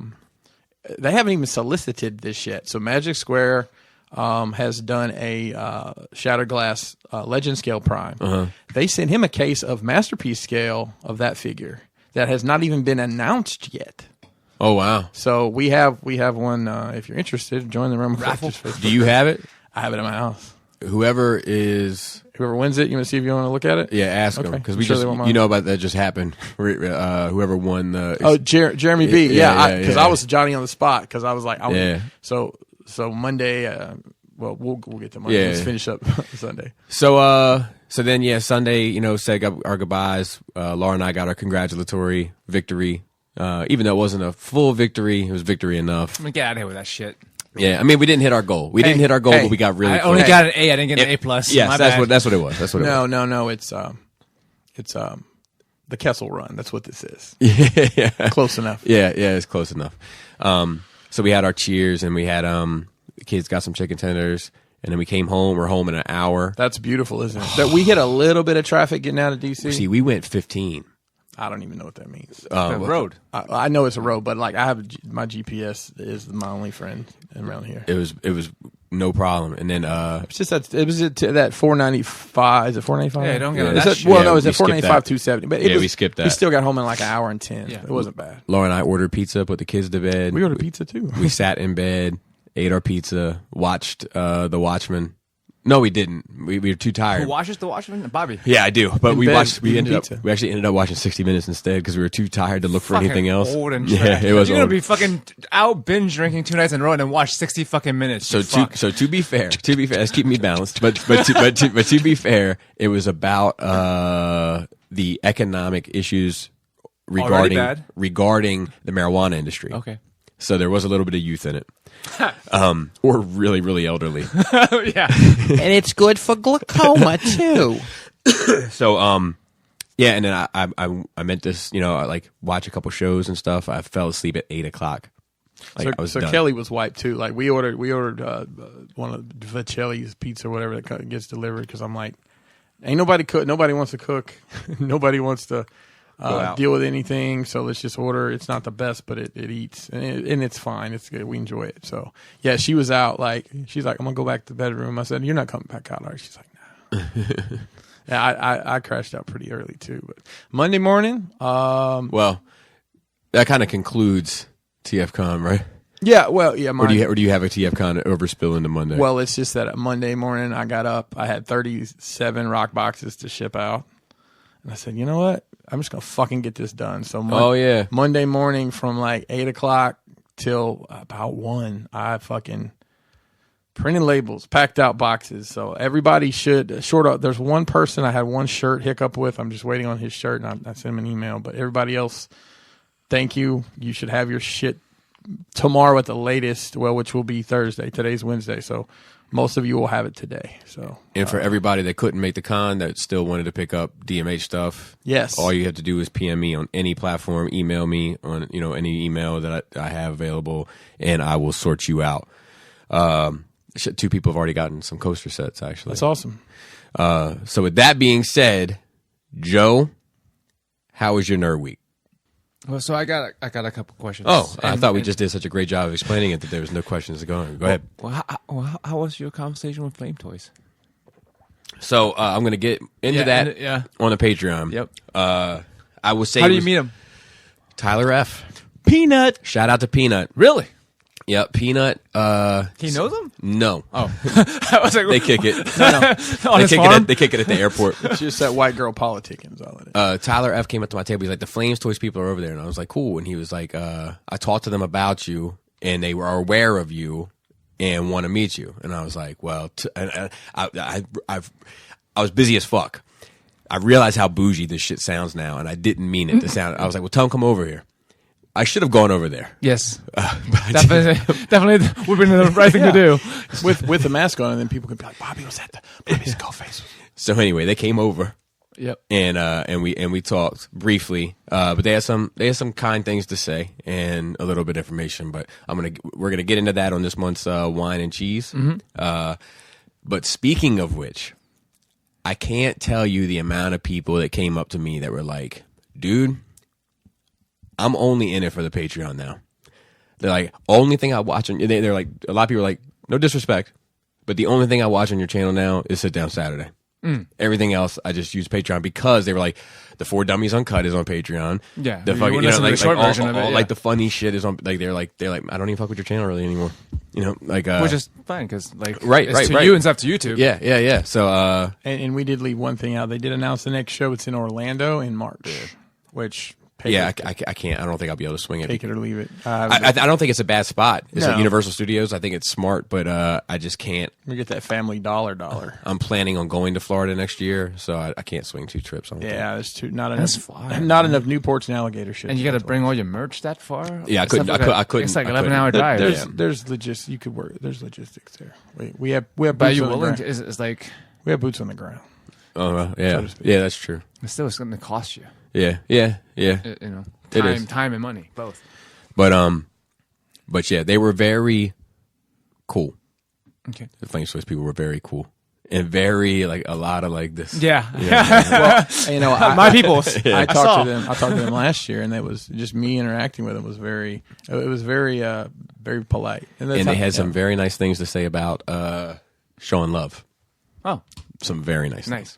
So, yeah, I mean, he does good work with their stuff and makes their stuff look good. Yeah, so he actually does better work on their stuff than the people that they pay to do it. So, maybe they should pay him to do it. So I'm in the works of trying to make that happen.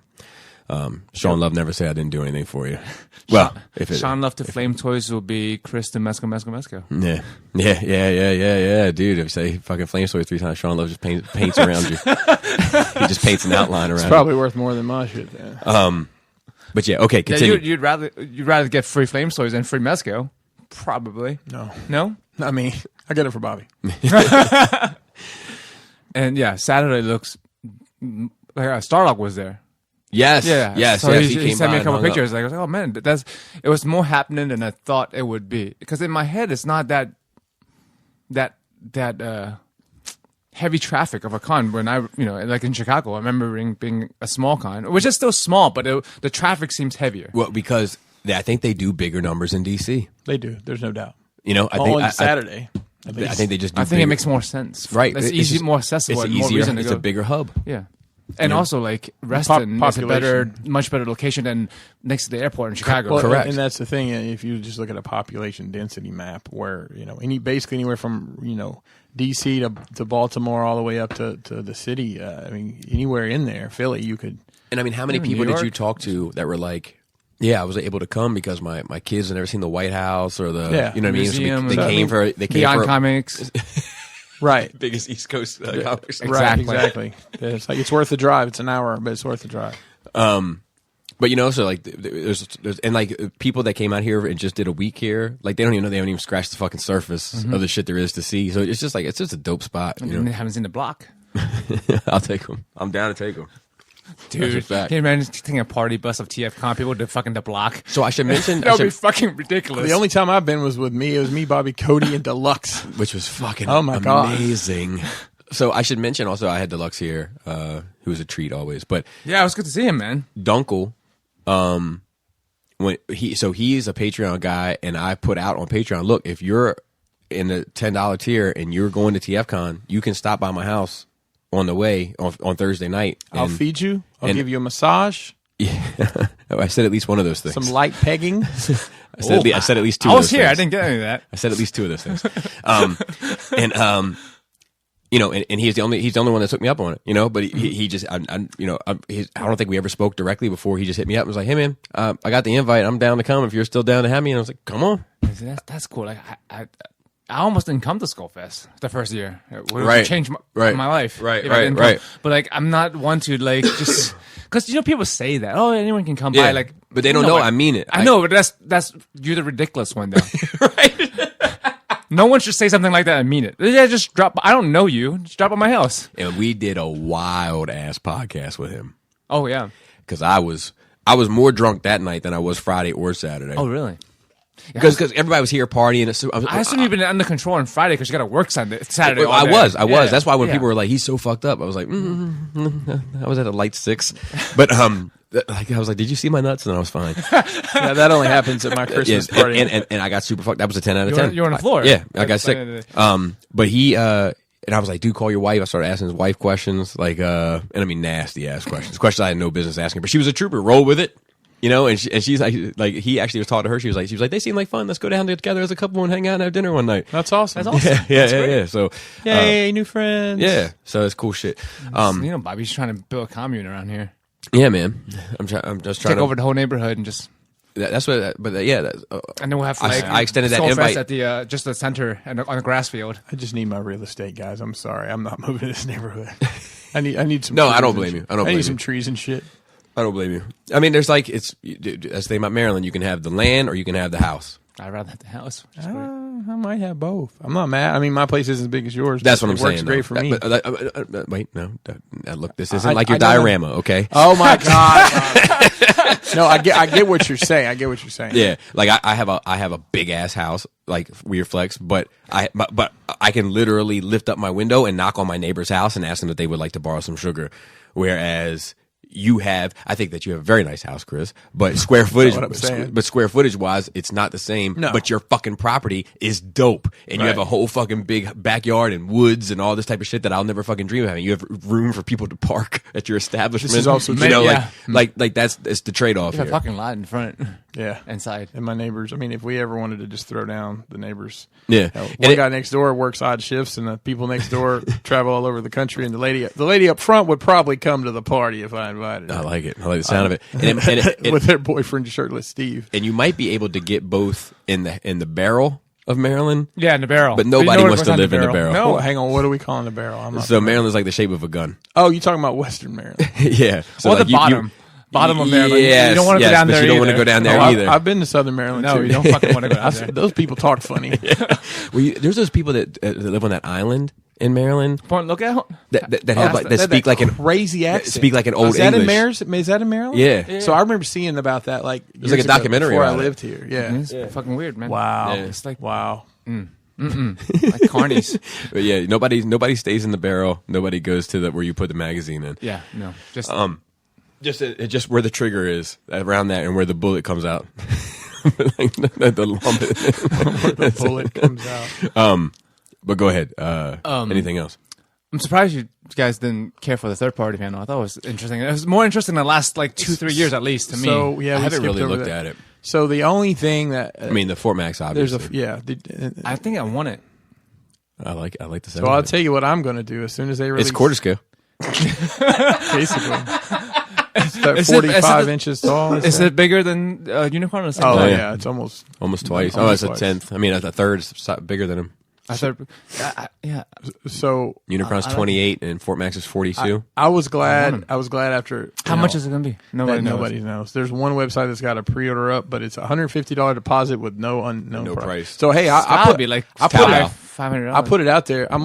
You can buy it from me. I'm gonna wholesale them. I don't know how I'm gonna work this out, but it's $20 a week until it comes out. Hopefully, it doesn't come out next week.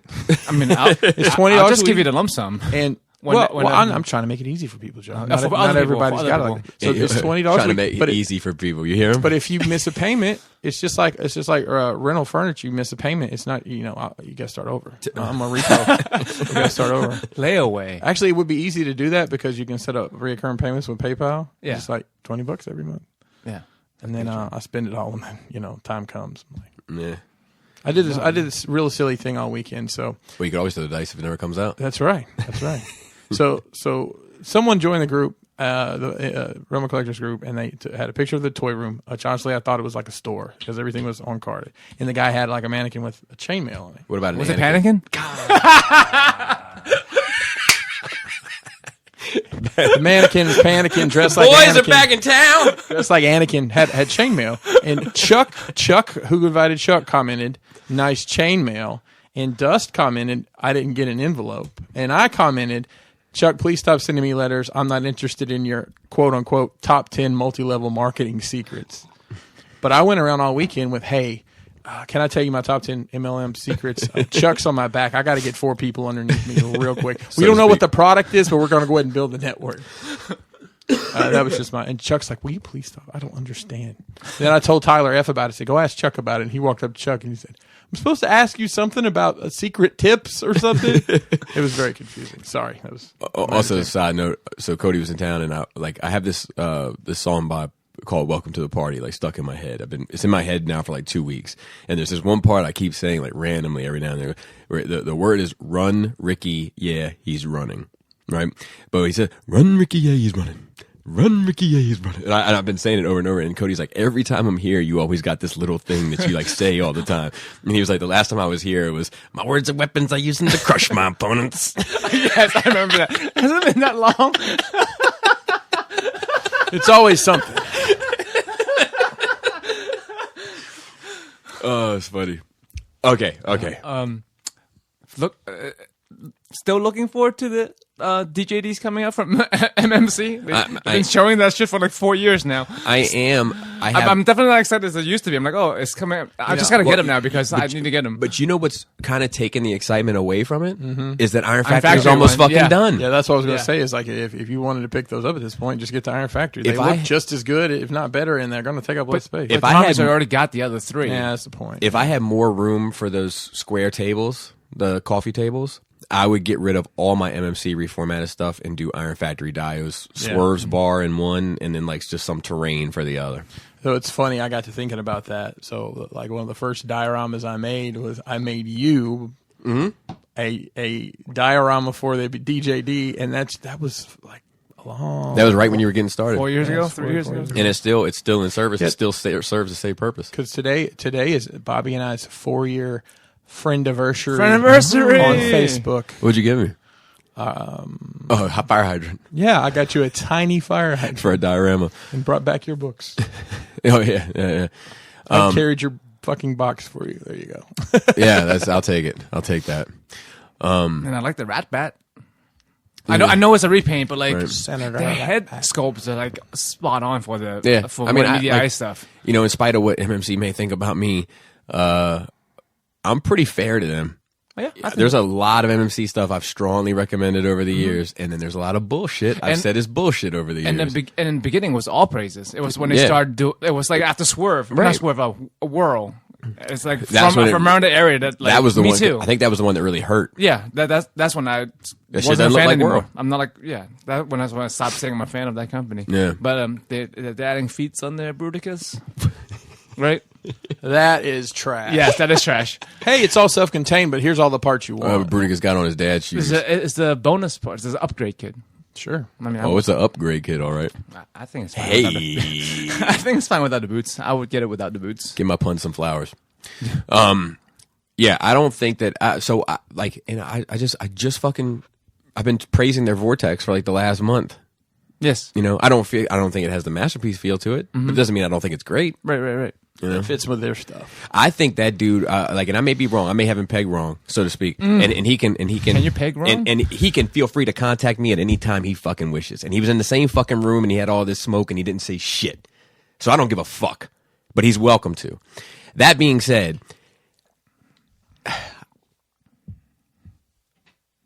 I have bought, I think, every mold from them.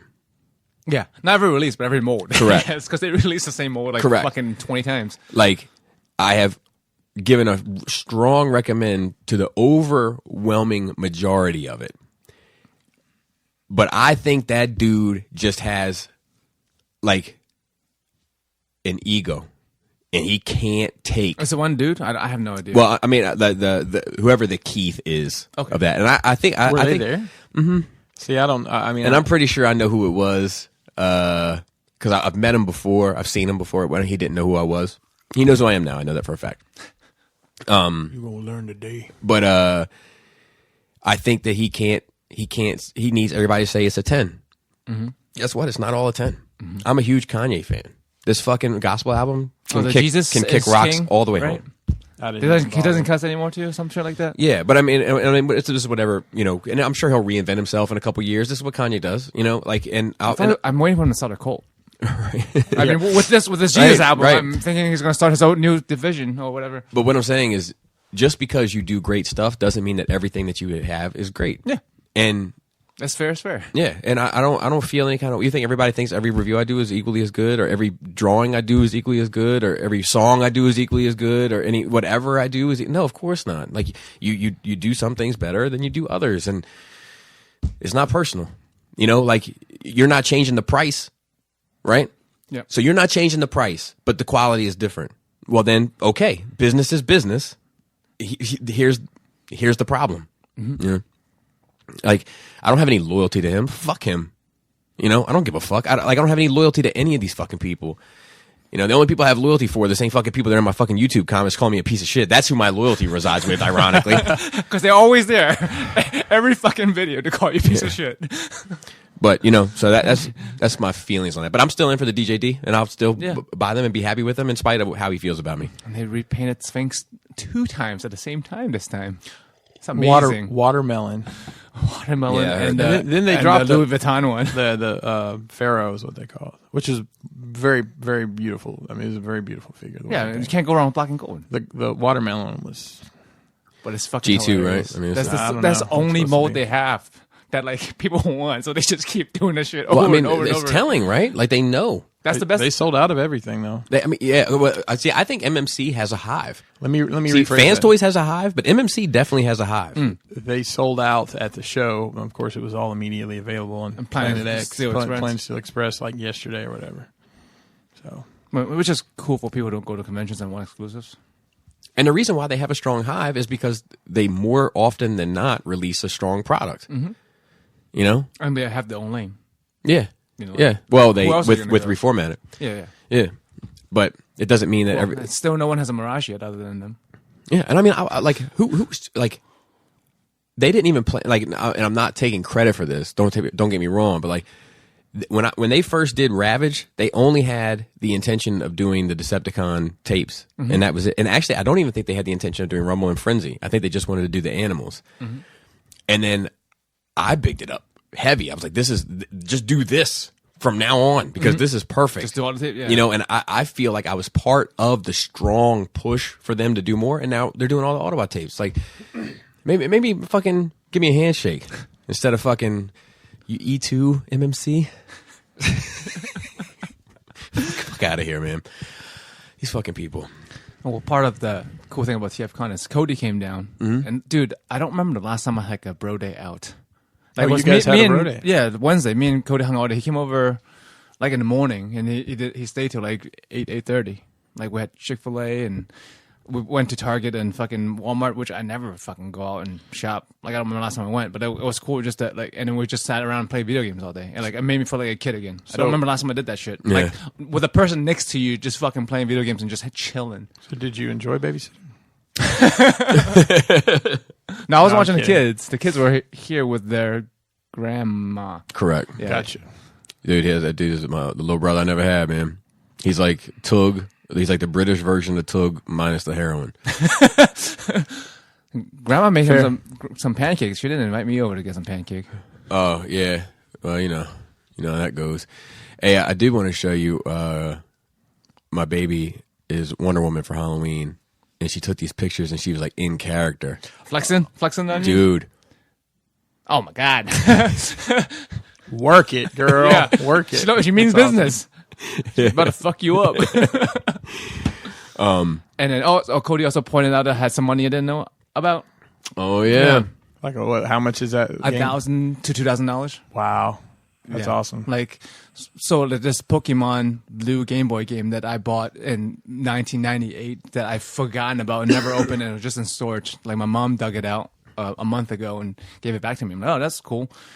Yeah. And like, I was going to throw it in a bin or donate it or give it to somebody. I'm like, well, maybe Bobby's kids want it. But I was like, wait, they don't have a Game Boy. They don't know what the fuck this shit is. So I just put it on a shelf as part of like my collection of knickknacks. Cody should have been like, Joe, I'll give you $20 for this. He was like, is that Pokemon Blue? Is that sealed? I'm like, yeah, I forgot to open it. And then he was like, did you know that goes for $1,000 or if it's graded $2,000? I'm like, no. Like I was like, no way, you shouldn't with me. And I looked it up because I just pulled up Pokemon Blue and it's like $20 and it's for the cartridge. But apparently, if you have just the game, it's $20. But if it's sealed, it goes for $1,000, which makes no fucking sense to me. Not at all. And I was like, oh, that's just eBay prices. And then he pulled up the last sold. It was like $1,200. I'm like, oh, well, I'm not selling it. It's just cool to know. Why not? I don't have things with the intention to sell it. It was sitting on my, once I put it on a shelf, that's where it belongs. Well, so I'm not saying that you bought it with the intention to sell it, but like you were thinking about putting it in a bin or giving it away. Yeah. So, but I ended up putting it on a shelf instead. Oh, okay, I got you. So that now you're just happy with it there. Yeah, I'm happy with it there, and Okay. I'm more happy with it there, knowing that it's actually worth the shit. Instead of having $20 on the shelf, I have just a fucking G sitting on the shelf. Yeah. And like, if I want to sell it, I have to sell it to Cody now because he wants it. He doesn't have it. Speaking of a G sitting on a shelf, it's not quite a G, but I do have to talk about something. What is that? Oh yeah, That's a G sitting on the shelf. yeah. But so Skullfest, right? Mm-hmm. I always say I'm going to have a donation box if people want to put it in. And then in the last minute, I always get cold feet because it feels fucking slimy and I don't do it, right? Mm-hmm. So the year before, people like just gave me cards or whatever, and then I would finally accept, or they would stuff it in my pocket when I wasn't looking, like little shit like that. So about a month ago, Joe and I were down here in the basement. And Krista. Yeah. That shit was awesome. And we were talking about different plans for the basement. And they actually had some great ideas that I need to get back to work on once things really settle a bit. But we saw some of those did you take any pictures? Ask Krista, maybe. Like Okay. those, the behind the couch shelves Yeah, or whatever. yeah. Yeah, we saw them in IKEA. Okay. So I'm looking up, like at the shelves, because we're talking about all the shit. And I see this thing in Triptychon's mouth. And I'm like, what the fuck? And I reach up and I open up Triptychon's mouth and a $100 bill falls out. No shit. So somebody, whoever it is, thank you. I thought it would have been you. Because Yeah, you're or tall. some other tall Maybe guy. it's Robert D. Probably because He he throws wasn't money here. away. Oh yeah, he wasn't here. But he was here at Crab Fest. Yeah, but that's true. Who But knows how long this it might have been, took? no, this was before Crab Fest. Yeah, this was before. This was a while ago. So he, Not a while ago, but yeah. Somebody rolled it up and put it in Triptychon's mouth and closed his mouth, and it had just been sitting there since I gotta April. look at your toys more often. So anyway, I used it to record the song. Really? Yes. Oh, yeah. You took the bill, and then we went to record, and you hand him that bill. That's great, man. That's great. I wonder who it is. I wonder if you Yeah, I ever know. Me too. Shout out to that mysteries. nameless hero. It has to be somebody tall, though, right? Yeah, or with the stool. Who would have had time to be down here with When no one's or somebody that spent the night, man. Who knows? Right. right. Well, that's awesome. Who knows what else you have hidden in here? You I better know. clean up I know. some more. I told Joe I had to go through this bitch with fine Hey, tooth comb. I put on a jacket for the first time the other day and had $4 from last year in the pocket. Nice. So I kind of feel your vibe, bro. Schwinn. Yeah, but like between all these books could be like $50. You never fucking know. Let's tear it apart. How else was your nerd week? How else was your nerd week? I visited Adam. Haven't seen him in Okay. a few weeks. He's doing good. He's busy. He was. I hope his Sunday was all right. I know he was mopping outside during the rain and shit. But yeah, that was good to see him and hang out with him. And been doing more than 40K stuff, dude. I am. Other than the guys I'm working on, I have 4 more guys left that I haven't touched, and I would have everything built that I want to on my top priority list. I've never been so close in my life with regarding to hobbies to Being done? being done doing something I'm supposed to do, not just buying it. Just Until they release the next thing. they have. I already have a $700 list, Okay. shopping list. But I was like, don't do it till you build what you got and Right, then buy right, new shit. right. This is my discipline. But so that's going real good for me because I always have anxiety. I don't know about you guys because you guys always have shit on the back burner, dioramas or whatever. But like, I get anxiety like when new stuff comes out and I want it. I'm like, but I have so much shit left to do, and I get anxious. Like, fuck, I got to do that shit. Yeah, I see. So the thing is like, none of my stuff is really like that. I used to feel that way when I did 40K, but I don't really feel that way anymore because it's like, You don't feel that with dioramas? Like, you got to get it done? yeah, but 'Cause, like, not, when you have- but not because something else is coming out. I just feel like I got to get it done because I just got to get it done because I just got to get everything done. I'm fucking impatient. Well, and part of you use it to create content with as well. yeah. I use dioramas to create content, so I don't know if that put you in a little different mindset. Well, I like to spread that shit out. So like, because it slows me the fuck down, like Dude, listen, drastically. I've tried filming. I wish I had the patience to film what I do, but I don't. Yeah, it sucks. Yeah. It sucks. It is the thing that I enjoy doing the least content wise is diorama stuff. But like Filming wise. filming because you actually like doing it. Yeah, I love doing it. Yeah, I mean, I thought about just getting a couple GoPros and setting them up in the shop, and then but it's editing all that shit. I know, Is so and much then time. asking man. Bobby to edit all my videos. Hey, we can get a trade going. We can work something. We can get a trade We can going. work something out. I keep on printing. I heard you know how to make a brick wall. Yeah. Well, Let's be honest. let's be honest. You and I might have that was a good idea you had upstairs. So we need to figure out how to Market that. we need to weaponize your You should look into oil weathering. Like I've been into like because I've been doing so much 40K stuff. I've been having like hobby stuff in the background, YouTube wise, like people building stuff or painting stuff. And I've always worked with acrylic paints or like enamel type paints for the Gundam stuff. But like YouTube just cycles you to random stuff. So it cycled me to people who built like World War II tanks and shit. Right. And they were using oil paints, which I'm not familiar with, and I'm not. and they either. look it looks great, and it seems, you know what it is? Tell me. It's the Bob Ross of doing painting like models. I watched him this past week. I was watching him just and last night. Share with Bob Ross. It almost just pisses me off. Why? Because he's like. He loads the paint on that little scalpel. spatula thing, and he's like, "Bip," and I'm like, "Motherfucker," because it was like snow covered limbs, and it looked like fucking dip. It's dip, easy. dip. Yep, and that's it. Yeah. But that's the beauty of Bob Ross. But like dot filtering on tanks and stuff, which I think you can do on brick walls and city walls, and like the color modulation. What are they calling it? DOT, D-O-T, like a dot filtering with oil paints. I'll send you a link to some of the YouTube videos I've been watching. I'm glad you do. classified because I was confused. I thought you meant Please DOT, do. like Department of Transportation. Hey man, I've learned like But it's fast and it looks fucking great. exactly what you're talking about. Just let you put on some diorama shit and just you learn. So I Like picked stuff up, you never heard of, right? So I get people that hit me up all the time, and it's I had a guy this week. Can you teach me dioramas? I'm like, don't offer any classes, but You should. I've thought about it, but You should. Bobby, I'm so busy. That is true. but I've That thought is true. about doing that. but the beauty of it is you could do your class with a piece you're actually working on for something. Oh, let yeah, me demonstrate like Popeye docs. Yeah, here's let me everybody paint demonstrate. a Popeye. That's what I'm saying. Well, they have to take it home. I know, they have I to know. buy the doc, Right. And then they have to do it. I mean, listen, I'm always thinking of that stuff. I just, my place isn't set up to do. I'd have to find a place. What to with your fucking 300 acres? Yeah, exactly. You can't You're have some outside of fucking- it. You can have some banquet tables outside. Oh, so now we're setting up tents in the yard and shit. Okay, fine. No, Yeah. I'm Alabama just style. saying. Like, yeah, I have some crazy stories about giant tents in yards, but that's I had a life before you knew me. When he was in the circus for being tall. Yeah, but yeah, I've picked up what I was getting to was like RC, not RC cars, but the model car, model the military stuff.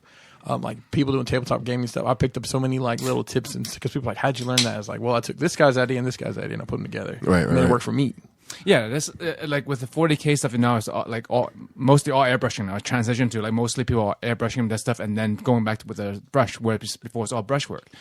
But like the airbrushing stuff, like it's all from like Gundams, and the techniques they're using are from Gundams and like World War II tanks and stuff. It's Yeah. like so like all these techniques from separate hobbies are starting to filter out to everything else, and just makes everything else easier and better. Yeah, I mean, you think about. I think fuck the internet is fucking amazing because like a 40K person would probably have never talked to a World War II or Civil War, painting person. Right. Back in the day. Right. It's true. That's true. What else you got, Joe? Pinkerton. You know how I didn't watch that video. you know how need to watch you should that. just play it, turn it on. You know how when like your friend buys a blue Civic and then everything is a blue Civic on the road? Yeah. I've never heard the name Pinkerton in my fucking lifetime. I met Pinkerton, and now his fucking name is every goddamn where. I'm gonna play this. Yeah. Someone's breaking the fucking code. And to me, it smells like that George Hurst or the motherfucking Pinkertons. They all need to die. Brutal. What is this from? It's from Geek and Sundry. It's what? It's how do I say this? Geek and Sunrise? It's Geek and Sundries. Oh, Sundries. It's a YouTube channel which they also do Twitch streams and stuff now. It's all about gaming. So a bunch of them are voice actors, and they started out with just them playing D&D and televising it or broadcasting it. It got so big. They funded a cartoon, an animation that's going to come out soon. I put money in that Kickstarter too. It's like the biggest Kickstarter ever. They made like $10 million or something like that. Wow. They weren't sure if they could make 200,000. That was their goal. They're like 10 million. So But they what's have that in all kinds of reference to? shows. Is that reference to Red Dead? Because I know No, Pinkerton's in Red Dead. that's Deadwood. They do a lot of tabletop games. So, and they're voice actors. So this game is Deadwood or Undeadwood. So they have this little town of miniature set up, and they're playing in character. Got you. Okay, that's and that's that guy was interesting. that guy was the DM, the dungeon master. Giving Oh, us is the that sto- what they say when somebody slid in my DM? Is that what that means? The dungeon master? That's exactly what it means. That's a weird thing. That's a man. weird thing. And yeah. when I was young, it was PM, private message. I never would It have. wasn't- I never would have pegged you as a dungeon master. You never pegged me yet. You said I like the Yeti threw in there. You mentioned Undead Redemption. Undeadwood. Undeadwood. Yeah. Made me think about zombies. What if you are a vegan and then you turn become- zombie? Yes. I wonder if that stays with you. Because some stuff do. That's why they hang around in malls. It's I so heard short that you memory. just roam the lands going greens. Wait a minute. God damn it. Okay, I almost I died. got You it. had to wait till I was I got taking a fucking swig of drink. I almost spent fucking died dew everywhere. Well, you know why? I don't think a vegan would ever get bit by a zombie because zombie gets sick about hearing about them being a vegan before he bit them. That's true. Did you know that he's a vegan? Yeah. Vegan zombie. But they're That's likely funny. to do CrossFit this second and probably outrun the zombies. I gotta take notes. That's so ridiculous. Vegan zombie. That's the title. Vegan zombies. You got a title. All right, damn. And I think that's about it that I can think of. Yeah, I've been mainly doing 40K some of my time off, and like having a regular fucking work schedule has been amazing. I've been having sure. 3 days off a week is fucking great. Yeah, man. That's dope. So this week I work Thursday, Friday, Saturday, Sunday. Because you were like, can you do Wednesday? I'm like, I think I can, and I switch out my Wednesday and my Thursday. Any more horribly racist customers? Then it's just like it's just once every year to 2 years I run into some shit like that. Because like last time was like 2 years ago before this brown money guy. I had somebody say something to me that was like, I was taking. Call you a cracker? No, we're talking to me. They're talking about just people in general. And they call a certain group of people something, and it just took me. I kind of did this whole why are you saying this in public kind of look. And Because was he around all white people? it was me and a white guy talking. So they think it's okay because they're talking I to white. guess. You I know, mean, sometimes but I think that's. you get that. Right? I think the Have look you ever they got from me was you don't need to talk like that. So I don't think I've ever got it because I think people like he listens to way too much rap music to have this conversation with him. But I've seen other races have it. I've seen Hispanic gentlemen have it in regards, and my wife especially, like, you know, she'll hear, you know, because she speaks Spanish. Yeah. And she doesn't. I didn't know that. Yeah, but she doesn't look Hispanic, but she's Argentinian, and she can, and like as soon as she'll come into a room, there's all Hispanics they'll talk about. You know what I mean? Yeah, my dad was saying like French people, because my dad's speaks French. He's fluent in French. So they just came back from Europe, and I was like, "It's the French people are rude as fuck." You know what's funny? And he was like, "But the most rudest because they went around Europe. That's what they usually do, a road trip around Europe with their Hong Kong friends." But he said the rudest country he goes to is Italy. Really? They're like by far the rudest people. So one thing I'll co-sign is I thought it was Americans. when I was in Italy, So the one thing they don't give a fuck about, I will let you know, is a crosswalk. They don't give a fuck. Like that shit's not even a suggestion. It might as well not be painted on the road. They don't give a fuck. Wow. Like you better get out of the way. They're coming. But I will say that I went to Spain, France, and Italy, and we got treated the best in France. Like that was where we encountered the kindest people. It probably went France. Maybe they just didn't like Asian people. Or just met some bad people, you know what I mean? Which is always the dice throw, I guess. But ours is probably France, and then Italy, and then Spain. Spain is where we kind of got the most attitude. But we were also to be fair, we were in Barcelona, which is like the Spanish. Well, not only that, but the Spanish people think of them like with their nose up in the sky, and you know. Oh, I thought you were saying it's like the Spanish Baltimore. Like, no, certainly not. It's kind of like the Spanish Hollywood. right. But living in like a fucking super touristy place, you gotta be just Right. sick of tourists. Right, now. right, Like right, for Barcelona is Right, you know, right. Yeah. like DC, like there's fucking tourists everywhere when you go down there. Yep. Anything else in the old nerd week, Joe? No, I can't. Not that I can think of. What about you, Pinkerton? If So- you're nasty. That's what they say. They all gotta die. So I actually ended up listening and watching a good bit of stuff. I do want to tell this funny story though. I've been going to the post office in my little town, over 2 years now, and it's a couple guys in there. I kind of bullshit. One of the dudes got like a Joker and Harley tattoos, so I just kind of always Right, kind of sure. bullshit with him. The other guy, friendly enough. Somehow he was scanning in my 37 Rock box packages, so smile on his face. And I don't even remember how we got on the subject. He was like, "Yeah, I play Dungeons and Dragons." I'm like, "Oh, cool." I said, "Do you play tabletop?" He's like, "Yeah, I 3D print all my models." And I'm like, "Oh, well." And I started telling him what I did, and turns out he designs like this. Do you remember we talked about it in Baltimore? Somebody had built this. It was a dice tower. Yeah. So he's designed one and sells the design. It's like you can like the top and bottom, or you have to use this type of one, but you can add as many as you want. Yeah, as much as you want. But he's designed all this shit, and he was showing me like, he's like, I just 3D print all my models. I don't buy them. I just 3D print them. Yeah. And I was like, you well, that's customize cool. them and So make I'm like, I never even introduced because my packages just say Crashbox for the Realm Collectors. I don't have my name on them. So I was, shook his hand. I'm like, Chris, by the way. I know the dude's name's Mark because it's on his fucking shirt, but. Yeah. I don't know. That was a cool interaction. It's always good to meet a nerd in the wild. Yeah, that's exactly right. Fatso terms. Yeah. So I talked last week, I do believe, about this podcast called The Dollop that my wife has Yes. introduced. That's where the Reagan one was? Right. So I listened to the second half of the Reagan one. That's what I did. I caught up on a couple of Joe Rogans with Ed. I want to say Ed Norton. Edward Scissorhands. Edward Snowden. That was interesting. I gotta I'm sure. sure. Listen to that one. That was I would on my listen to list. that one too. So they talked to him about MMA fighting. That's my favorite. Not at all, actually. It's like, this is a famous graffiti artist. Joe Rogan's interviewing him. So like, what do you think about a 4-figure Nelson? I'm like, who gives a shit? So that's not a thing. You just take two people. One person pushing a full Nelson and the other person pushing a figure four. Okay. I've probably seen that. That's a double before. team. Everybody was naked though. So, so I listened to the second half of the Reagan one, which basically his entire presidency, Nancy was telling him what to say.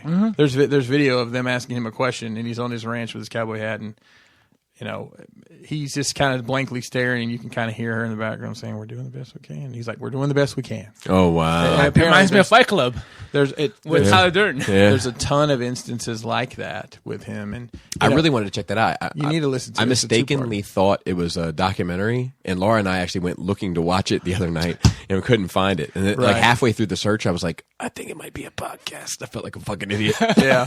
So it's the dollop, and it's actually they just released the second part. And I had some time this week. I was working on some work stuff, and I just put them on. So I listened to one about the Donner Party. Are you familiar with the Donner Party? So this was The Dahmer party. well, it's That wasn't much of a party. it's close. More of a one-man event. Basically, All you could eat buffet. you're really close. The Donner Party was this was in let's see, Abraham Lincoln was supposed to actually be in this group, but his wife had just had a baby, so they decided not to go. And he was hunting vampires and shit. Well, yeah, he was. Dude, that's such a good movie, man. Great. I've read the book. The movie, fantastic. the movie's not as good as the book. Anyways, Don't be Don't be that guy. this was the Western past.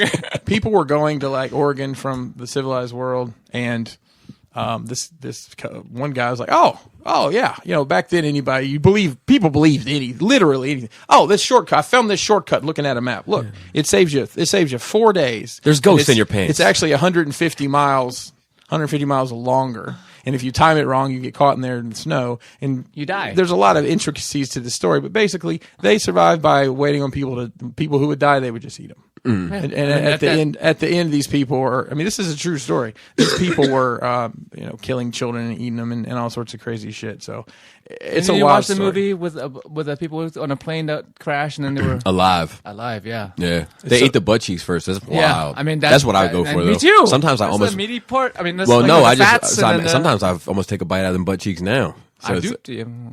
not an out. You're not out. That's what I'm saying. So like, Sometimes it's you're very just like tempting there, to just just like go you the should extra. do. Yeah, I eat dinner off. But them. That's a fact. For my birthday, I said, "Can I eat pasta off your butt?" And she was like, "Yep." And I had pasta. And that's what I did. But it wasn't a fucked up part. It's like they picked a direction to go, but like if they picked a different direction to go to hit civilization. Like, Yes, that's the fucked up I part. know.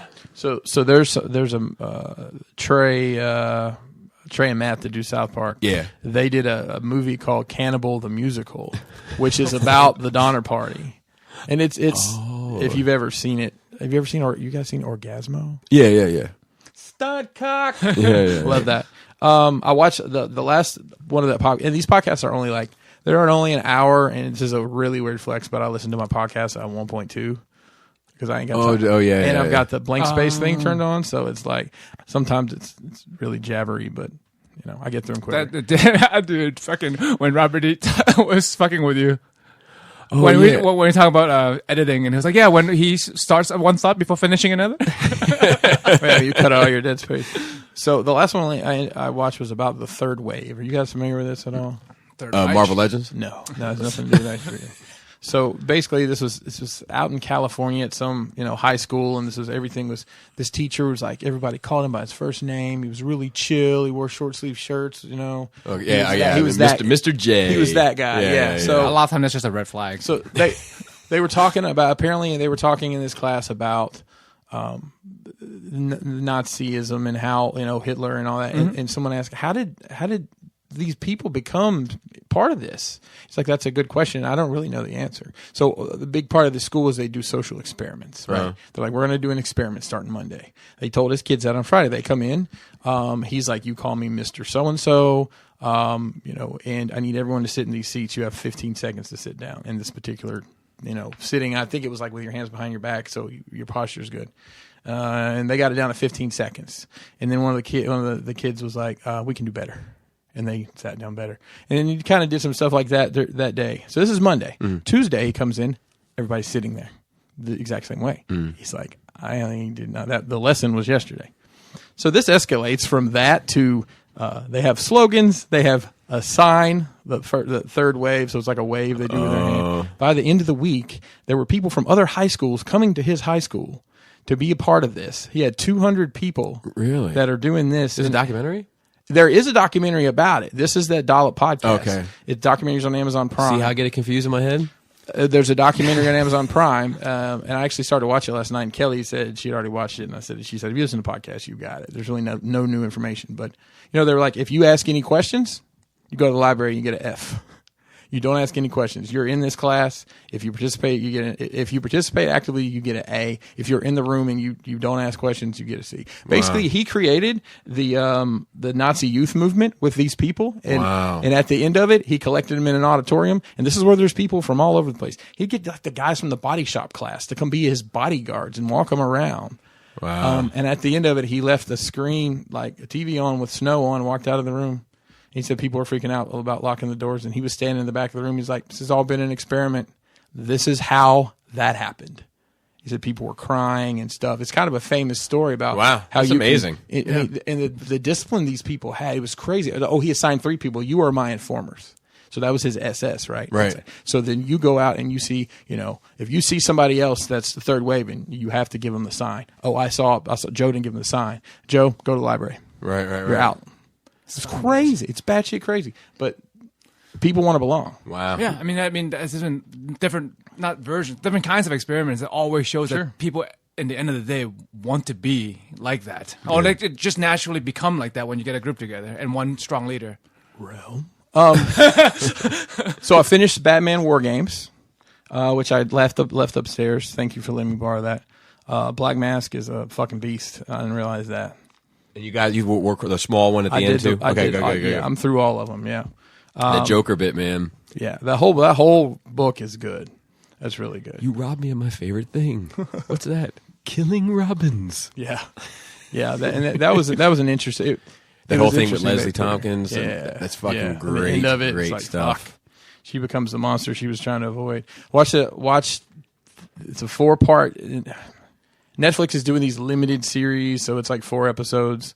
So I watched it. It's called Unnatural Selection. It's about biohacking. It's about how they now can they can use this process to insert DNA into people who are missing DNA. CRISPR. Holy shit! I didn't know all that was out there. That's the first time I'd heard of it. It's Chinese fucking people already crazy. doing it. Huh?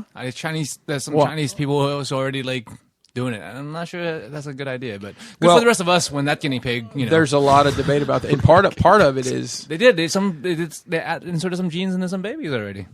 That was last year. Like this story, it's following several people. Like one guy's a lot of these people are just they're not doctors, they're not scientists, because you can order this shit online, Right. And you grow the bacteria and you insert the DNA and you do the CRISPR, and like so this guy's he's going to make glow in the dark dogs.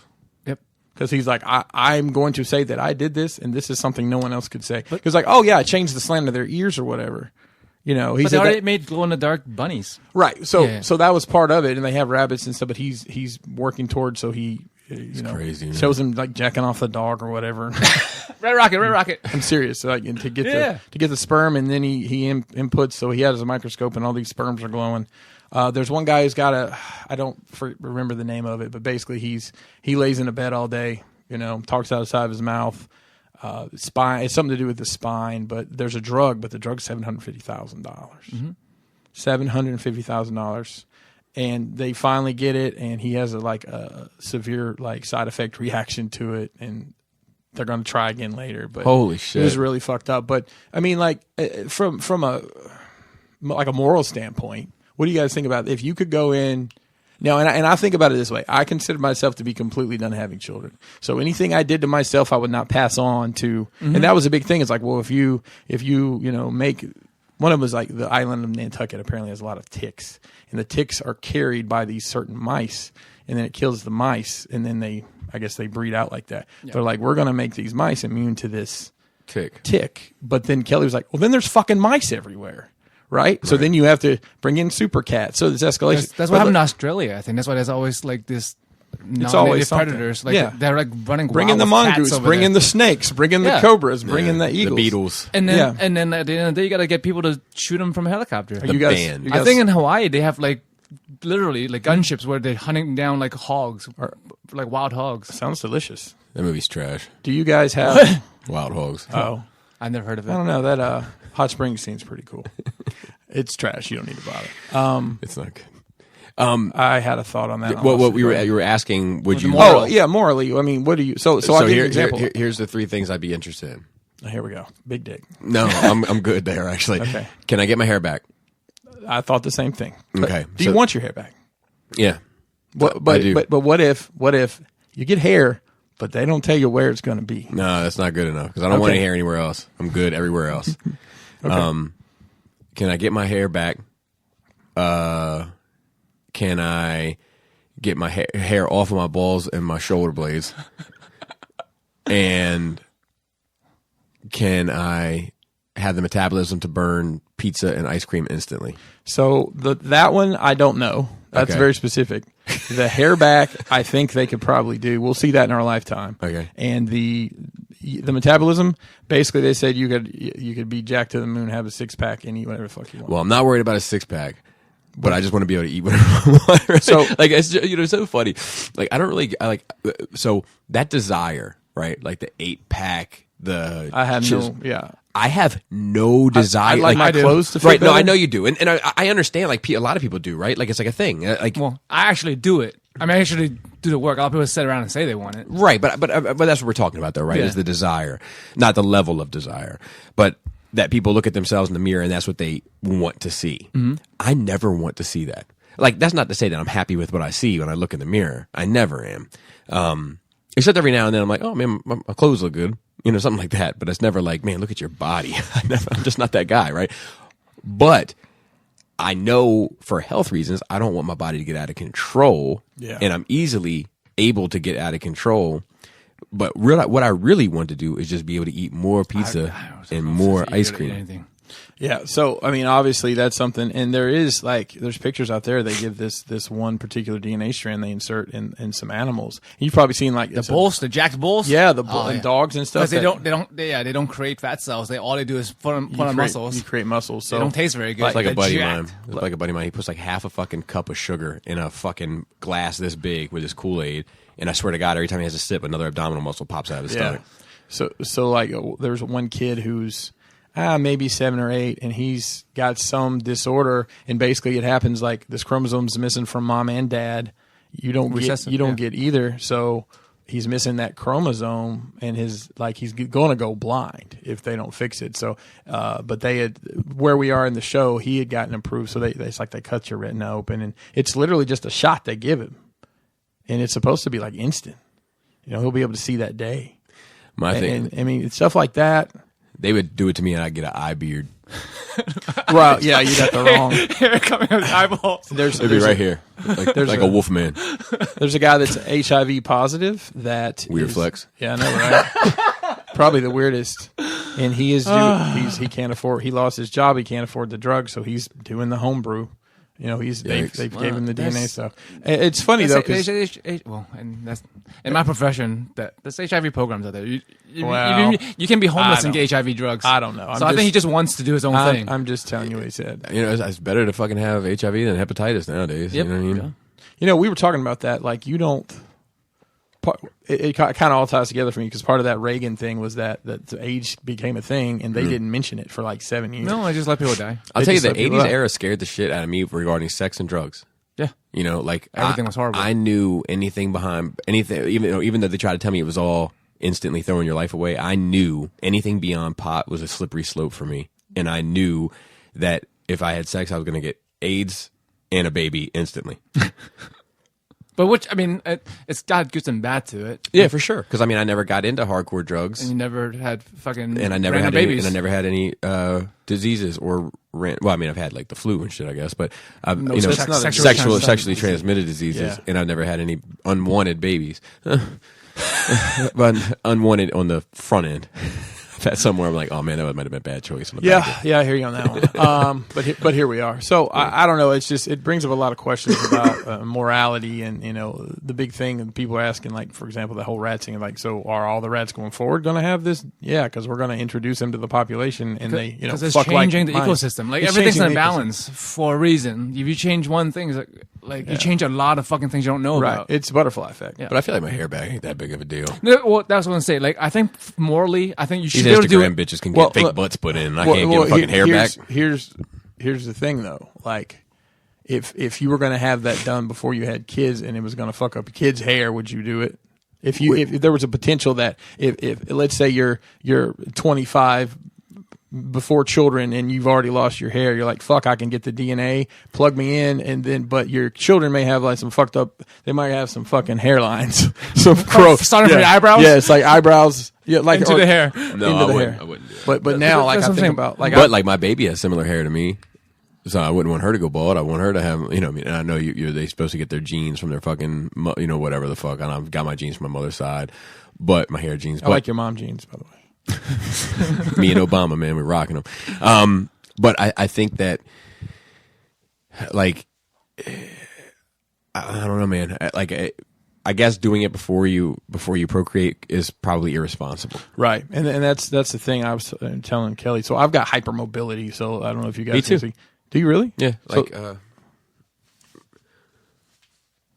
Okay, well, grab my wrist right there, and my wrist, not my hand, Bobby. Now pull gently. Oh, it's this one. Do this one. This one. pull gently. oh, You want to feel it? I don't like Come on, that you at like all. I seen it. You like I this saw shit. it. I heard it. I felt it. I felt the I deal with enough- vibration. every single joint pops out. So I'm predetermined. So you're like a transformer. I'm predetermined to have joint issues, which I Yeah. do. My knees are trashed. They're both blown out for that reason. So if you can Doesn't fix, help that you're so tall. Oh, if I you wish can- I hadn't done that. if you can fix that, It was like that time. It's like that time you made us smell your fucking shoe. Oh yeah, dude, that was funny. That was gross. That's a good bit. But if I could fix that, and I think as a tall person, I'm predetermined to have back issues because literally Yeah. the world's not made for me. My wife hates when I say that, but it's the truth. It is. If I could do something to prevent being a hunchback when I'm 70 years old, I would definitely do it. Especially at this point that I'm done procreating. Right. I'm Right. not going to spread myself to. Well, I just think, morally what I mean. speaking, Apocalypse was standing. morally speaking, I feel like you should be able to do anything you want to yourself. right. Like if you want to fucking do drugs, but the problem is it can't affect other people. If you want to Right. fucking OD in your bathroom and don't call the cops and die, that's Right. fucking that should be fine. Right. Right. If you want to roid up, that should be fine. If you don't want Sure. anything to yourself, Well, that now doesn't- that cop has to do a lot of paperwork though, so you did fucking affect other people. right. So I mean that's the fucking thing though. Like you don't want to. You shouldn't affect other people, but to yourself, you should be able to fucking I mean, do it. honestly, I'm the same way about like steroids. I think if a professional athlete wants to do that, That the thing is, it affects the game. It affects everyone you're playing with. It's a problem, I especially understand with like fight sports. If you're roiding up and beating the true. shit out of somebody, but something Right. like baseball, yeah, it's mean, more you're fun. gonna It fuck up the was statistics. fucking great. I watched like baseball mean, clips back when they were fucking baseball, roiding up and hitting home baseball runs. was exciting when Mark McGuire and Sammy Sosa. Yeah, and I was like, I don't give a fuck. Yeah. So, So yeah, There's one other but like point I had about you that. definitely shouldn't do it and have kids. no. I think But like if that's- you're not having kids, then, Well, I mean, like I think it's maybe not in our lifetime, but maybe in your kid's lifetime Mm-hmm. that people would just not age anymore. well, that's something. I think that's on the horizon. that's. I mean, I told Kelly last night. I said Mason, and our kids, the other two, Mason and Mason and Charlie and Kennedy. They will see. And what's his face and what's her face? I think somebody in their generation It's gonna will see be- 150 easy. yeah, And Kelly was like, functionally. "Do you want to live that long? Like you have to work till you're 100 no, at least." no. Yeah. See, Cover it. That my thing is yes, if I stay young physically, Right. That's the thing. I don't want to be because I've seen 100-year-olds. Like I have cousins 100-year-olds. not- I don't want to be that. They're That not. They're not cute. they should have died 20 years ago. They Yeah. were probably miserable for the last 20 years. Right. Yeah, they're definitely not cute. So I'm gonna watch the rest of that, and if you guys maybe want to check it out, it's on Netflix. It's called Unnatural Selection. It literally was like the first thing it suggested, and I'm like, Yeah, I'll ooh, check it DNA out. hacking, because I've always been fascinated by it. Yeah, I've always said been we're in the science fucking and matrix. biology and stuff. But like we've been unnatural selection forever since we made clothes. Right. Since we put something, So one of the points, since we have glasses. there's a guy who's a doctor, but he's got a bleached front of his hair, a trillion piercings and shit. So, but he's Red like, flag, but it's okay. he's one of the guys that like you can order the kits from. He makes the kits. I think it's the Odin if you're interested. Is his website. But he was saying, look, you go outside and breathe smog. You're changing your DNA. You drink the sweetener in your diet. It's your DNA is changing constantly. So. I don't know. And people, I think problem with maybe Americans or maybe society as a whole is people are like as a whole is really scientifically illiterate. They are. don't know Yeah. a lot of things. Like to me, basic things that people just don't fucking know because Like they, photosynthesis. well, I like the way you said that and the look on your eye. It's You like the sound like a first time third you were- grader Photosynthesis. I was thinking about what science words do you know? That's what I said in my head. Because I think you can pass like high school and shit, like, and not really pay attention in those classes. Whereas, like, when I was a kid, I had to fucking learn science in Asia land to get to the next grade. Science in Asia land. Mm-hmm. Yes. So like people don't understand like phenotypes and genotypes, like your genes, gene expression, and like even the simple things like dominant and recessive, like the little four square table. I know that one. Remember that one? How many people have People don't fucking understand that shit, but they. earlobes? That was a big Yeah, thing. in earlobes, school. eye Go color. around your house and ask if you have attached or detached earlobes. Mine are attached. Yours are attached. Attached. So I saw something the other day. It said Earlobes. a bald-headed man looks better with attached earlobes. So I have attached earlobes. Yeah. So do you? My wife has detached, and I'm always flipping them like a little like a dangle, little dangle. flipper. So what do you? Okay, what do your kids have? Do you know off the top of your head? No, and it's hard to tell with them. It's hard to tell with They them. haven't They've grown hybrid into is. their final form yet Yeah, either. they haven't evolved to their final Final form. EV form. Evolution. Evolution. What else you got? That's it, man. Jesus Christ, that was a long talk. So, Yeah, no, we're still into it. holy shit. Well, how long has it been? 2 hours and 15 minutes. Oh Jesus Christ! We haven't finished Nerd Week yet. So I'll make mine quick. I had Cody, did all the Cody stuff, trying to find him a Mandalorian figure. You went way out of the way on that. Yeah, I Bless tried. your heart. I tried. No luck. Let's see what else. And I ended up getting him one. You did. I watched The Watchmen episode 2. Are they still KKK? Yes, Rorschach? heavy KKK. I'm very confused. I've heard that from several people. So I'm not anti, and I'm enjoying watching it, but I don't. 75% of the show, I don't understand how it actually connects to The Watchmen, other than the title of the show. 25% of it, I get. I mean, it's the same universe, right? Just a different time, later time. Correct, but like, I guess the question is, like, if Batman died in the year 2010, do I want to see a show about Gotham where there's very few seemingly ramifications? Didn't you watch Batman Beyond? Yeah, where there's a guy who dresses like fucking Batman because Batman, like, so that's the who's thing. not Batman? Correct, but you can see the influence of his work, right? I don't really see the Watchmen influence. It's like I could remove 25% of that show, and it wouldn't It'll be a whole different world. it wouldn't seem like the Watchmen to you at all. You would have no idea that it was in that universe. Do you think it's gonna? Do you feel like it's building up to where it's gonna tie in more? I think at one point, all the gears, so to speak, watch gears. It's too Forget far. it. It's too far. I think that at one point, I'm hoping it feels like I even get the vibe of the show. At one point, those gears are going to lock in place, and it's about you want it to be that way Yes, anyway. yes. If that moment ever came, I think it would be a huge letdown. Yes, and I'm not exactly sure what they're saying about race in it, and racism, to be Are there specific. Asian people in it? I don't give a fuck. I'm not sure. You had to think about that hard, and I don't give I'm a not. fuck. I'm not sure. It's definitely a black and black and white. white is definitely at the forefront. Of course, as usual. Yeah, we're just taking all the shine. It is what it is. But it's interesting, right? Because there are racist white people in the show, but they are pretty much all powerless. Powerless as in politically, or powerless as in superhero wise? Yes, Okay. and powerless financially.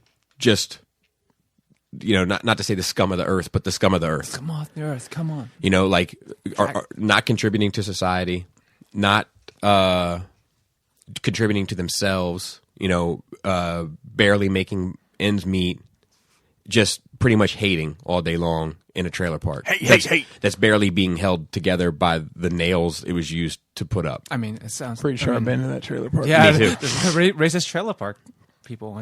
Well, Never so heard of that That's before. but that's a stereotype, right? Yeah, that is again not all. Cause I dated a I'm trailer from, park. I'm from, girl. I'm from Yeah. a trailer park. Yeah. But the first episode of the first show opens with a black cop pulling a white person over. The black cop feeling uncomfortable, going to get the weapon out of the the cop car and having to like radio into communications. Real quick, Bobby, is this set modern time or is it a Alternate timeline, though, right? Yeah, alternate timeline for sure. Because, like, it's split off at the- Nixon was Exactly. president forever. So and, it's set in their world. still. yes, and it may be like 10 years in the future, or it's like 20 years in the future, maybe. But like, it's not like spaceships and shit. Well, actually, there might be some spaceships, but I mean, then the owl had a spaceship. yeah, and there might. And I've got these at home to watch. I just hadn't sat down and done it. by and large, the cop like radios communications. Like, I need my weapon released. The gun is kept in like a safe, like a lock, It's a radio it in the car, and they're like, then they go through like this obvious procedure chart, right? Like, do you feel that you are in danger? Yes. Is the subject displaying aggressive behavior? Yes. Like, you have to answer all of these things, Long and then time. the communications thing finally unlocks the firearm. He pulls the firearm out, and the white guy shoots him dead in the car. So that's a reverse on the modern racism stereotype, right? Of the Right. white cop pulling over the black person, Right. and the, you know what I mean? And But then the black person would shoot the white person. no, then the cop shoots. The, Oh, I thought right? it was the other way around. Okay. So- So, the cop shot the black cop shot the white guy in the car. No, because everything is reversed, right? So like the black cop pulls over the white person gets out and shoots the cop, But that's not how the narrative is today. race wise, but police citizen wise, it's No. reverse because the No, cop. yeah. You It's- see what I'm it's saying? a So double everything, reversal. yeah, Yeah. exactly. So everything is turned topsy turvy. You know what I mean? Yeah. So in terms of the stereotype, Yeah, like, because which makes the dynamic really weird when they both change. correct. So it's like, so at first I was like, is this saying something deeper than what it seems like on the surface? Or maybe it's just supposed to make you think like the way we are now. Right, Like, right. Which is great. Yeah, it's great because I'm really thinking really hard about how Correct. that would be. Correct. So then in the second show, it seems to be playing it a lot more on the surface. So, How long are these episodes? 1 hour? yeah, And how many episodes are going to be? there's 2 so far. I mean, they didn't say how many. They may have. With HBO, I'm imagining it's like 8 or 10 episodes. Yeah, it's usually 8 to normally- 13. So anyway, I'm still intrigued, but I do need to be able to kind of latch on to something soon. You need somebody to care about. Yeah, because I'm kind of like clawing at. I feel like I'm a cat at the bottom of the curtains, and I'm trying to get to the window, just to see out. And I can't feel like I can get there. But the curtains are fun to scratch. But it's only a matter of time before I'm going to get bored scratching these curtains. I read Heroes in Crisis, DC trade that I picked up in my new trade venture that I spent money on recently after Baltimore Comic Con. Like, I saw all the trades I wanted at the show from your boys, and I was like, well, I'm not going to support them because Joe hates them, so I bought them all online. Nice. And What's Heroes in Crisis? I'm not. it's a familiar DC with that. book, and I should have known what it was about, or I should have solved it a lot sooner than I. So ended up. there's a mystery in it. Yes. I wouldn't mind holding that if you don't mind. Yeah, and I won't spoil Don't it for spoil you. it for me. Yeah. But as a DC fan, looking at the cover, looking at the title, looking at the players involved, it should have dawned on me much sooner than it did. As a DC fan, I think Right. as a DC casual, that you'd be fine. Like it won't. But it's cool. It's interesting. It's upstairs, so Okay. I'll Gotcha. get it for Remember you to grab before you leave. And I'm trying to think if I did anything else. I watched it at 60 Minutes. Is Leslie Stahl still in there? I don't know. Some old broad. I don't know. And I think that's pretty much it. I think that we can get into news. If I think of anything else, I'll bring it up. All right, so let's get into some of this news. What devil or witch was ever so great? Did anybody watch the BBC trailer? No, wait, let me walk that dog back real quick. Let me walk that dog all the way home. It's so big it needs a trailer. Did anybody watch the British Broadcasting Company's trailer regarding the Sherlock creators Dracula adaptation? I did not. No. So I watched it. I was signed on until you saw Dracula, and then I put a hard stop on it. You have a picture of it? It's kind of like something you got to watch. Hold on. All right, go. He looks like one of the classic Draculas. Well, see, that's my thing. So that's my thing exactly, is that like I feel like so much has been done for that character in the past 30 years, from Francis Ford Coppola to Lucifer to, not Lucifer, Constantine. Or not Constantine. What am I thinking of that had Dracula in it that was like... Dracula 3000. Blade 3. Oh God, never mind. Maybe that much hasn't been done. But I feel like there's been a lot of cool Dracula kind of retools, and kind of like Dracula Untold, and you're looking for like a more of a reboot than a classic story. But this was like this guy seemed like I want to suck your blood. With Hugh Jackman. Come on, man. Are you just waiting him to start counting things? Like I want him to have like that Sesame Street. that red velvet necklace with like the gold star. Yes. Like that's what I feel like he's gonna have. It's just But I mean, don't you think it's kind of cool maybe to revisit and tweak a classic version? If they do so, but I don't necessarily get that vibe from watching it. I get the vibe of this is Christopher Lee Dracula again. But who knows? And it's like it's a series, so I really needed Dracula to sell me. Dracula is, he's the man. Like he's cool as shit. He's one of the coolest. I mean, he might be one of the coolest characters ever created. We should have that conversation next week. Yeah. Top 5 coolest characters. Coolest characters. Okay. But he was based on a true person, too. Right? Loosely. Yeah. I mean, like everyone knows Dracula is based on Vlad the Impaler. Right. Maybe they have nothing in common at all, but that's where it came from. Correct. Yeah. Correct. So anyway, that was that. I'm not going to watch it at all. There's no chance. I probably wouldn't even love Dracula. know it. I do love Dracula, but no. Wouldn't have known it existed. Didn't someone say Wesley Snipes is going to be Dracula in the new Blade movie? He's going to be Dracula of the IRS, I think. So a C... He's Dracula of the American taxpayer. A C&D on C&D. Cloak and Dagger has been canceled. Yes. I have to be I honest with you. it. I did not know that actually had a second season or even... So I had to be honest with you. I want them to cut all this shit. Cut all of this frivolous shit. All the outside shit. Cut it at the fucking base and move everything to Disney Plus. I think that that's what they're doing. I think so too, because there's also rumors now that Daredevil is going to be brought in proper to the MCU and is going to be what's his face? Charlie Cox. I mean, weird flex, but okay. That had a question on it with too much salt. Too much sauce. Cox? Sure. That is playing him. So you don't like that guy, but I have no problem with No, I don't think he's a great Daredevil, but I like the idea of so hopefully that it gives me hope for Punisher. bring everything. Gives me hope, That's the thing with me. Is bring the whole. Well, exactly. Well, not all. Okay. I was like, fine, I'll take the rest of them. I'm okay with Hey. Ooh, that's a good question. Danny Rand out? So that's a good Tell question. Danny Rand to stay out there. So, He's there. ooh, I like this. So, ooh, all right. No, you have to take. You have to. Is it's a tax, man. Is Punisher and Daredevil actors good enough to make the sacrifice for Danny Rand and the Cloak and Dagger folks? See, I made that decision 2 minutes ago, and I was like, okay. So you've got The Runaways is on Hulu. Yeah, I've never seen that, so I don't know. I read those books that Paul lent us last year, and it lent me anyways, and I tried to watch I think I watched the first 3 or 4 episodes. See, I don't know about the rest of it, but I know that all the Netflix guys are connected, so I'll just put that group together, and I would take that whole group. Yeah, I would take that whole group. I would make the Including sacrifice. Danny. I would make the sacrifice. Yeah. I don't think Danny's that terrible, honestly. I think with the right director, he could be good because he has some good moments. He does. He's not I don't think he's a terrible actor. That guy, are kind of... It's just when he goes, look, I'm just going to say it. I hate to say it, and I don't want it to sound a certain way, but it's just when he goes Asian-y that it starts getting weird. Yeah. You think? Yeah. When he's like, fuck. When he's like, no, meditate upon the stone. And you no, just stop. Just don't do that. Don't do that.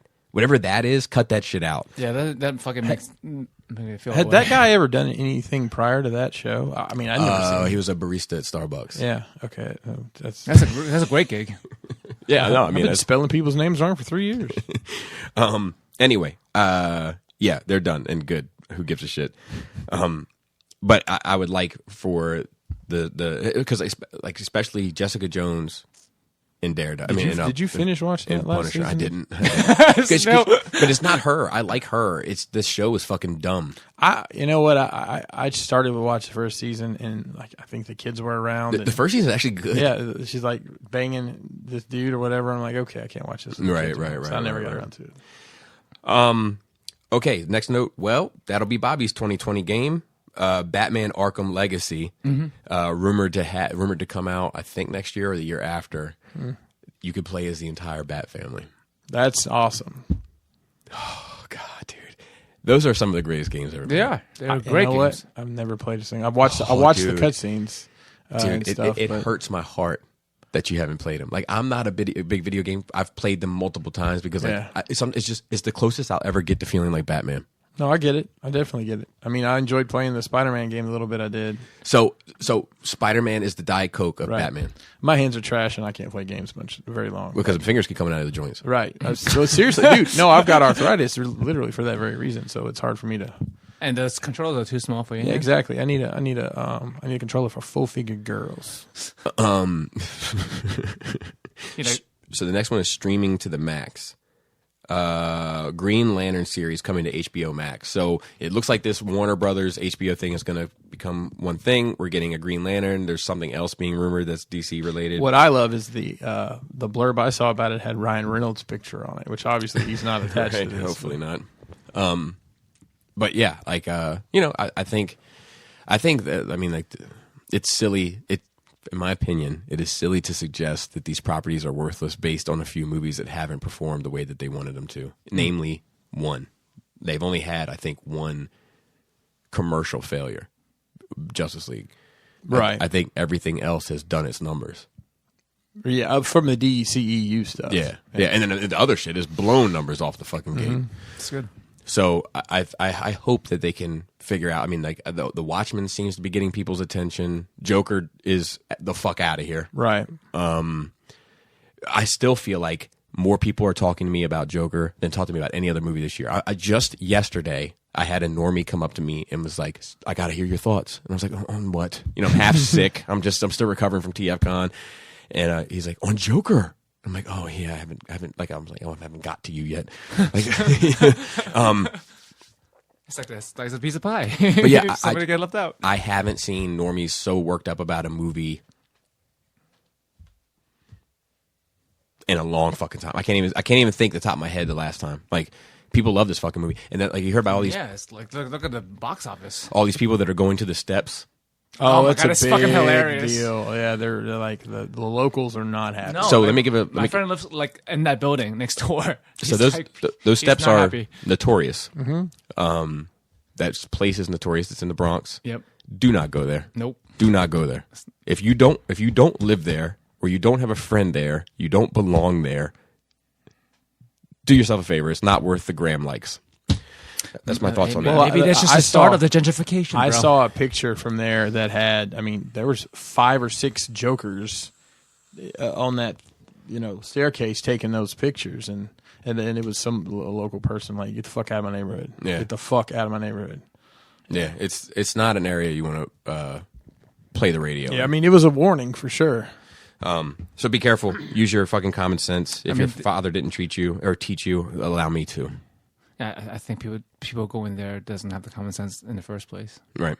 Or they just People who I would think go. they're just naive and innocent. Like they just like it's just like Oh, the it was steps. a movie set. Yeah, it's just like the steps at my convention. No, it's not.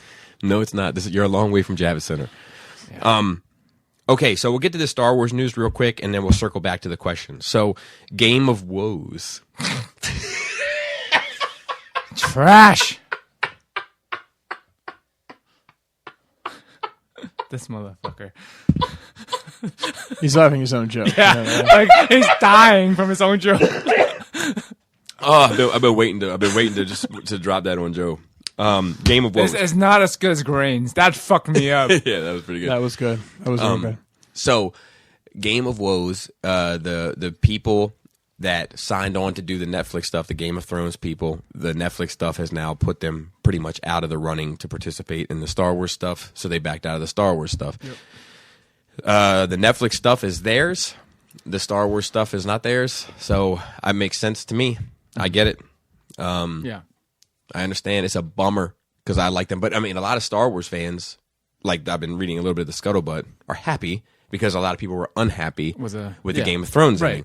I was content with the Game of Thrones ending, so I was going to hopefully be content with the Star Wars stuff. But Probably that's the way it's going to be. Like, if you're happy with the Game of Thrones ending, then you're fine. If you're not happy with it, then... See, what I like about them is I think that they understand. I mean, obviously they didn't build that world, but they built that world in a cinematic sense, so I think they know how to do it.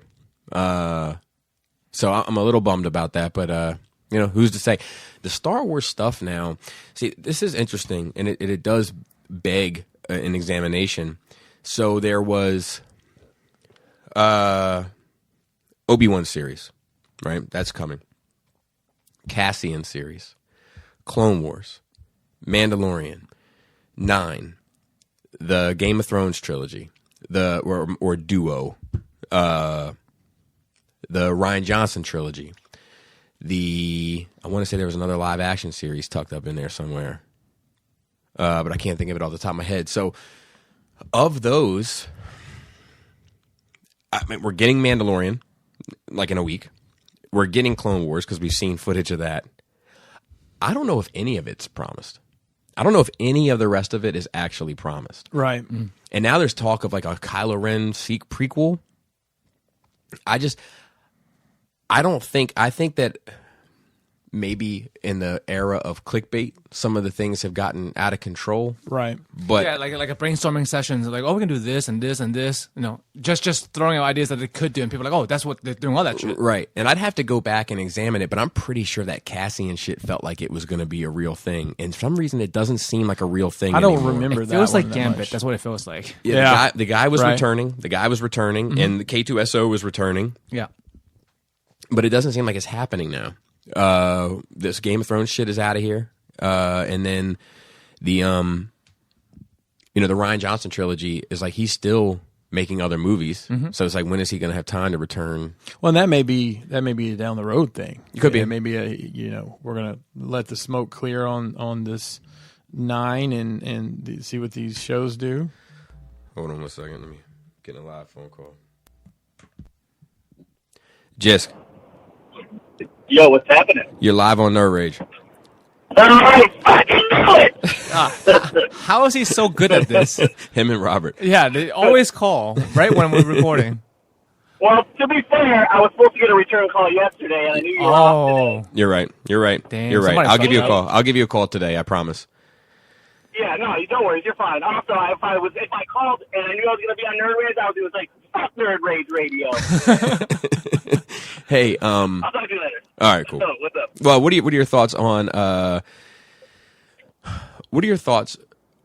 on so recently, like, we were supposed to get a Game of Thrones Star Wars, Cassian Star Wars show, Obi-Wan Kenobi Star Wars show, Mandalorian, Ryan Johnson trilogy, Game of Thrones trilogy, I already said that one, whatever, all this shit, and it seems like now we're not getting any of it. What do you think about all that?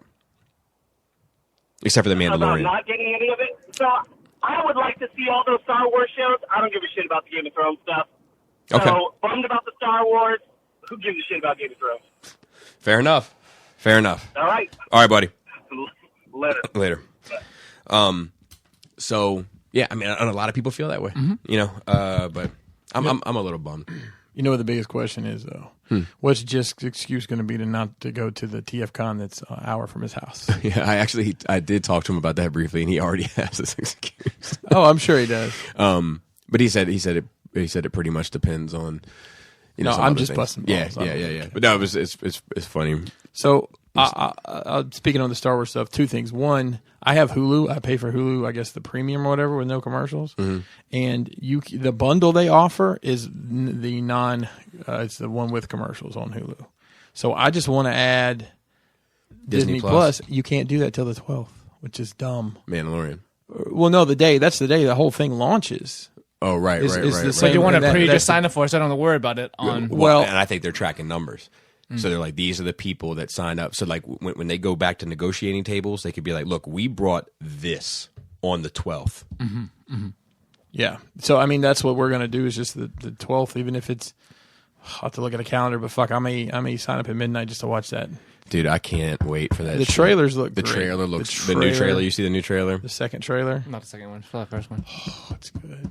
My wife watched it with me today. She's like, no, I'm excited for that. She's like, that episode 9, she has no care for that. And she brought up a good point. She's like, there has been the new cast that's on there, there hasn't been any loss. Of all the people that were in episode 7 that weren't from the original trilogy, there's been no, so let's think episode 4. He loses Obi-Wan immediately, right? Okay. Then that gives some loss. There's been people die, but it's people that have been around for 40 fucking years. Right. And I hadn't it was a unique thought. Episode 1, you lose Qui-Gon. Right. Yep. Yeah, I don't know. So, funny enough, I expect that to be the standard, that people are more excited for The Mandalorian than they are for 9, because it's closer to that original trilogy era. Right. I just participated in this online survey. BBC did it? Negative. Okay. Which were you more excited for? And I voted for 9 because I am 78% in favor of 9 over Mandalorian. Really? That's interesting. Listen, I'm excited for 9. I'm excited to go. And I'm excited for the Mandalorian. Yeah. But like, I kind of feel like I don't have any skin in that game. Fair. Like, you haven't invested any time into it. Yeah, like if the Mandalorian ends up not being good, It's fine. it's like, oh, I can skip that anytime I want to. But like with the saga stuff and with even with the Clone Wars series that's coming. So are they doing continuing the animated series? So the animated I series, missed this somehow. dude. Give me the chill. So like the animated series was supposed to continue. Correct. Right? George Lucas was losing money hand over fist because it wasn't making the money and they were spending millions on episodes, which is why they look so fucking good. Right. And he was like, "It's stupid. Who gives a shit? It's all stupid. Just sitting around. It's my story. It's my world. My universe." So it got canceled. It's part of like it's actually something I didn't go into too much of my Iger Lucas conversation, but like one of the main reasons why he sold Lucasfilm was because he couldn't take care of his staff without bringing in Star Wars money, and he didn't want his staff to lose their jobs. Mm-hmm. So he sold Lucasfilm so that Disney could make Star Wars money and feed the fucking staff. Fair. I mean, that's so they had to cut out. Yeah, exactly. They had to cut out like 3 stories that were left to tell. Like, and I forget the names of them off the top of my head, but they're the rumor is when it's all said and done, it's going to run up right after. It's going to end at the end of Order 66. Oh my god! I just got chills. That would be amazing. Wow. Yeah. Okay. Yeah. Yeah, and that's supposed to hit first quarter 2020. Wow. It actually means something. It's not just fucking episodic stuff. Right. So Ewan McGregor appeared for the was it SDCC for that? Does that ease your mind at all that they're going to do that because he actually made an appearance? Yeah, I don't know, man. I don't know anymore. I don't know what to believe anymore. I think the next thing that Lucasfilm is focusing on after the Clone Wars is, and I think the Clone Wars is probably pretty much done. So after Mandalorian, 9, and the Clone Wars, I think their next big focus is Indy 5. You think so? I forgot about that. And then Kathy Kennedy's supposed to step down after Indy 5. And I'm sure that, for years now we've been hearing how she's supposed to be fired every fucking left turn, and she's never fucking fired. Yeah. Isn't that a fucking surprise? Because she's bringing money in hand over fist. But as soon as that happens, people will be like, see, they finally fired her. Instead of like, look, she's been doing this now for fucking how many every years, and it's fucking enough is enough. But and she's still staying on, I think, as some sort of correspondent. But not that matters. But I think that the word is that after Indy 5, she is then stepping down. And who knows who'll take over? I mean, I wouldn't shed a tear to see Filoni take it over. Yeah, that would be nice. I wouldn't shed any tears. I need him to relax with the hat a bit. Yeah, no doubt. The hat's a bit much. Speaking of Indiana Jones, yeah, I wouldn't be sad to see Favreau take it over. I don't want Feige to take it over. I don't. Figgy. Fork in the road. I don't want that dude. Figure 4 full Nelson. Because I just. Like, I can see it now. We're getting episode 4.2, 4.3, 4.4, 4.5, 4.6, 4.7, 5.1, 5.2, 5. Like, it's just, that's what I get from that dude. So about Obi-Wan, this is actually an article, and he was on, I guess, the Ellen show, which it's like Howie. Never heard of it. What's the guy's name? Mandel was guest hosting. It says McGregor is not a fan of lying, even when he's contractually obligated to do so. He opened up about his return to Star Wars, admitting that keeping it a secret was a struggle. Yeah. Right. So and this is from like yesterday. Apparently, he was on the show. Oh, really? Yeah. And then he said another article said that he had said in an interview that originally it was going to be a movie. I guess it was maybe before they really got this off the ground. So maybe this has been in the works for a long time. I bet you it was after that Solo failure. You're quite possible. The Solo shit is like, and I just read this interview with Kasdan's son, the dude who wrote a lot of Solo and directed or co-directed, and he said the same. It's funny, man. I'm not crazy, but he said pretty much the same thing. Like it was like this Canon interview, and he was like, yeah, they fucked it up. The studio fucked it up. They didn't market it. Yeah. And I was like, that's what I'm saying. And like, because it's like that, like just like that boycott of, we're boycotting Lucasfilm, but then 9 is already doing stupid numbers. It's projected to do 220 million first weekend. Right. So like, it's how you roll that shit out, and you might be right that there's a happy space between you and me, right? Where you're like, don't show me anything until the day I see it. And I'm like, show me everything a year out. Well, I'm not saying no shit. Well, You know what I'm saying? Yeah. I don't want to see it a year out either. And it also depends on the content of the trailer. It's just tricky, man. Showing too much. It's real easy to show too much. Right, because the 9 trailer doesn't really show much. Right. Yeah. But like, it's enough things that to like really makes you want to see more. That's what the trailer is supposed to be, right? It's like it's supposed to make you want to see it. Yeah. So yeah, let's get into a couple of these questions. Because there was one other thing. The Star Wars runtime, 155 minutes. It's 2.5 hours.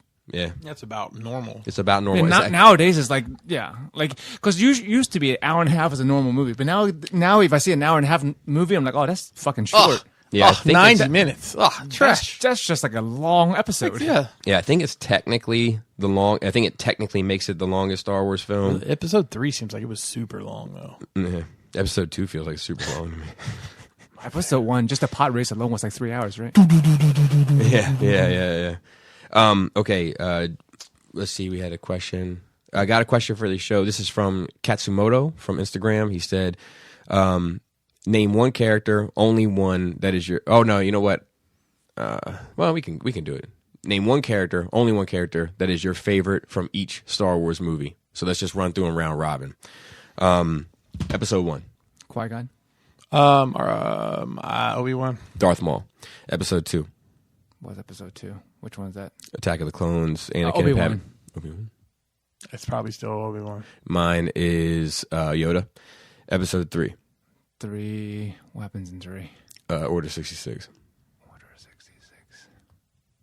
And Anakin falls to the dark side. Anakin and Obi-Wan fight. We're going down a path that I cannot follow. A fucking Palpatine.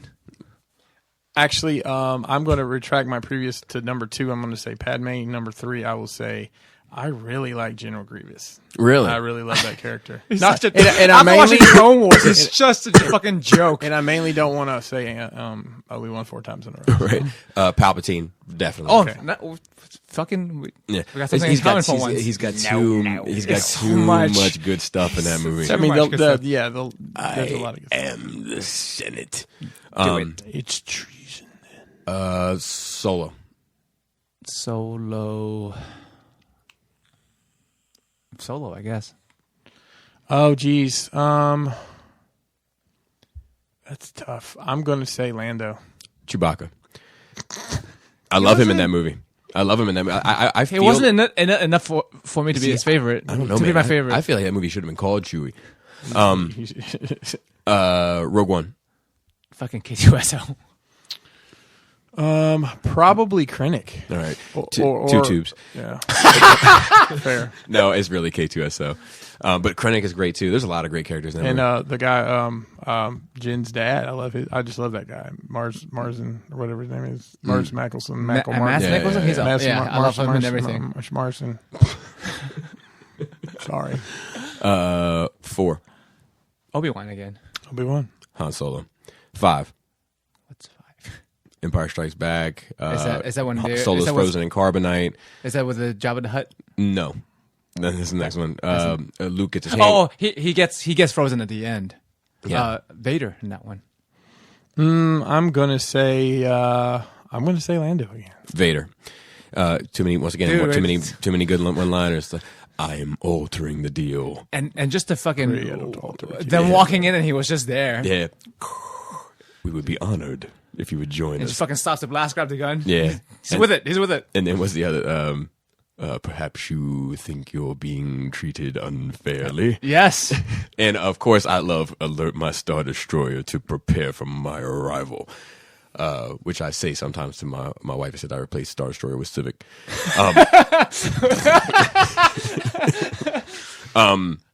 6. 6 is a tough one. I think Luke on 6. Yeah, actually, I was thinking that he Luke. has the most impact to me yeah. in 6. Leia is the bikini scene that had the most impact on me. There you go. 7. What's I don't know. Probably Kylo, even though I don't like him. Undar plot. 1/4 portion. No, gosh, that's hard to say. It's probably Ray. Ray's Probably mine Ray too. in that one. It was a mine tie too. between the two of them, but Yeah. I think Kylo, in just the first movie, was the more interesting to me. Ray is mine as well. 8. Luke. I'd probably say Kylo. I think Kylo had the most. He's the most interesting so far. Although I'm not crazy about the character, but I'd probably say Kylo. Mine is Luke, but Kylo is my runner-up. Yeah. Or also And it's only because the of that. redheaded guy. Oh, hugs. Hugs. It's only because of that one little the thing that pushes Kylo right up to the border for me is that one little section where he's like, it's time to let old things die. The Jedi, the Sith, the Republic, all of it. Let's hold hands and look out the window. Yeah. That's what he wanted. It's like at the end of a Fight Club. Exactly. Let's watch the world burn. Let's see. That was a good question, though. Yeah, it was a great Yeah, I question. never thought about that movie like that before. And it is interesting how, like, I didn't repeat any, just circumstantially. And that's off the dome. If I thought Right, about it, right, I didn't right. think about But like usually gut feeling though, Right. it works. Yeah, I guess so. I didn't think about Dooku, for example. Yeah, I thought about him, but it's like not enough. Yeah. Matt H got one in. Hey, fellas, I hope those that went to TFCon found it financially successful or at the very least spent some quality time with friends. So I say yes to both. Quick question for Joe if he's around. I want to hear his thoughts about the new Space Marine Codex and what he has been working on in the 40K world. You spoke a little bit about what you've been working on. He says, I have been thinking a lot about archetypes and their roles in media. Do you guys think that we will ever see this is a separate question. So let's answer this first and then we'll get to this. This is a meaty question. So I have I've given up on all the mini Marines except for using them for parts. So I collect all primary, so all the new Space Marine stuff. And I am, like I said, almost caught up with building everything that's come out until this recent wave. And the new Space Marines Codex is awesome. It seems more closer to the lore of how badass they are. But the problem I worry about is the power creep. Like, so they're so strong now that it puts everyone else out. But I like the way it feels more Space Marine-y.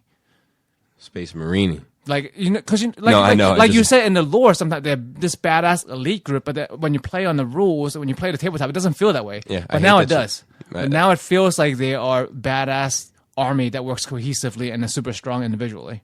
Okay, fair enough. But I'm worried about them being too strong, Oh, okay. gameplay wise. I got you. So there's the second part of this question, and I know we have a third question, but I can't find it. So if we missed your question, please write in again. I apologize. Things have been crazy recently. He says, I've been thinking a lot about archetypes and their roles in media. Do you guys think that we will ever see a purely good and selfless character like Superman or Captain America? From what I gather, we are dealing with constant shades of gray. From Frank Castle to Deadpool and Wolverine, it's all about the anti-hero. Even straight arrows like Cyclops have turned to a darker path. What do you think this says about our society as a whole, or is it just more realistic approach to creating fictional characters with flaws and issues? Do you miss those types of characters, or are you fine with the road we are on? Many thanks, and keep swinging for the fences. This is a heavy question. So, I mean, are we talking about characters with no flaws? Are we talking about good do-gooders who want to do good? I think the goody two-shoes But Boy we Scout have- archetype. But we do have Cap up until now. So that's my argument as well. Thor is kind of that. I mean, the Avengers, like Thor is Well, I that think way. even Thor's a bit darker. Even than Iron Cap. Man has his issues, but he He's- wants he's to do very- good, right? Right, but I think that like Superman and Cap are like the Boy Scout archetypes. They always want to do the greater good in every situation. You know what I mean? Like I can't even put Thor in that pocket. No, because he has to worry about his people. Right. I mean, even when it comes down to it, Cap was like, "But he's my friend." You know what I mean? Correct. But it's, But that might be the greater good. You know, like that might be part of that Boy Scout archetype. But here's my argument about it is, and see, I this is the conversation where I wish Adam was here because we had gotten into a discussion regarding Rogue One, where one of his issues with Rogue One was that it showed the rebellion as having these dark spots. right? Like these black ops and suicide missions and assassination missions and all that. And he said it takes away from like the heroic heroes being all good versus the bad guys that are all bad. Whereas for me, I find it more interesting, right? And more realistic. I mean, Right, that goes to a freedom isn't free.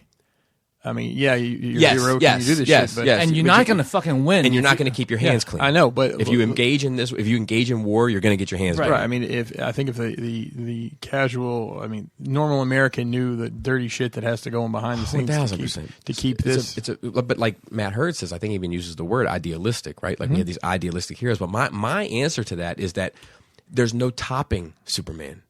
Like Captain America is a nice runner up, but Superman is the ultimate good guy. Sure. And we have Captain America, and we maybe have a few others, but when does that stereotype get old? When does that archetype get old? It's two things for me. One, just when regards to Superman, he has the power to be just good.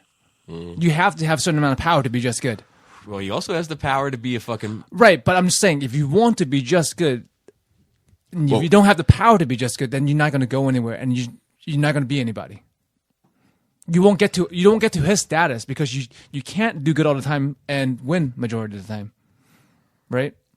You mean Just you can't always win playing by the rules in a world that isn't playing by the rules unless you have basically ultimate power, which he has. He can do whatever. Like when Cable reached that point, he was that guy once he reached that point. Right. Two is I want there to be that guy, even though I'm not a huge fan. Correct. But in that dose, and that's that one guy, and that's like that out of everybody in certain generations or whatever. Like if there's two or three of that, it's already too much for me. And I love this sort of discussion. Like when I'm like dying to I'm like because everything you're saying is giving me more. What I think is great about that character is I agree with you. I think you're right. You don't need an overabundance of that character because what that character allows us to do is to learn more about the characters that are more like us when juxtaposed next to them. Yeah. So you learn more about Batman by Batman being next to Superman. You learn more about Tony Stark by Tony Stark being next to Captain. So like that's like it's special. In a little bit goes a long way. Yeah. I think that, and I may be way off here, but the archetype of the good guy, I think, has changed. And you guys might laugh at this, but you look at like pro wrestling, for example, Stone Cold Steve Austin, right? Mm-hmm. That was like the first time this guy was disobeying what he was supposed to. He's an anti-hero. He was an anti-hero. And like, I mean, at the exact same time in the WCW, there's the whole NWO thing where the guys were invading and beating up the good guys and people were cheering it. Mm-hmm. So, especially in wrestling, it's really hard to even determine who's a good guy and bad guy anymore. But I think even that mindset spread to some anti-heroes. Like, I mean, the Punisher's super fucking popular, right? And he's obviously not a superhero or a hero even. Or super, right. He's just a dude. He's just with a gun. He's a dude. Guns. He's a dude with guns. So, and some PTSD. Yes, definitely. That's the superpower. Yeah. You should read Charlemagne's book. So I'm not sure people want that really. I don't know if they want that. I mean, obviously Superman is a great example because he's an alien from another planet that is better than all of us. And, right. But it blesses us with his presence. Captain America is a fucking 18-year-old kid that's 70 years old. Right. And so a lot of people don't remember that, Yeah.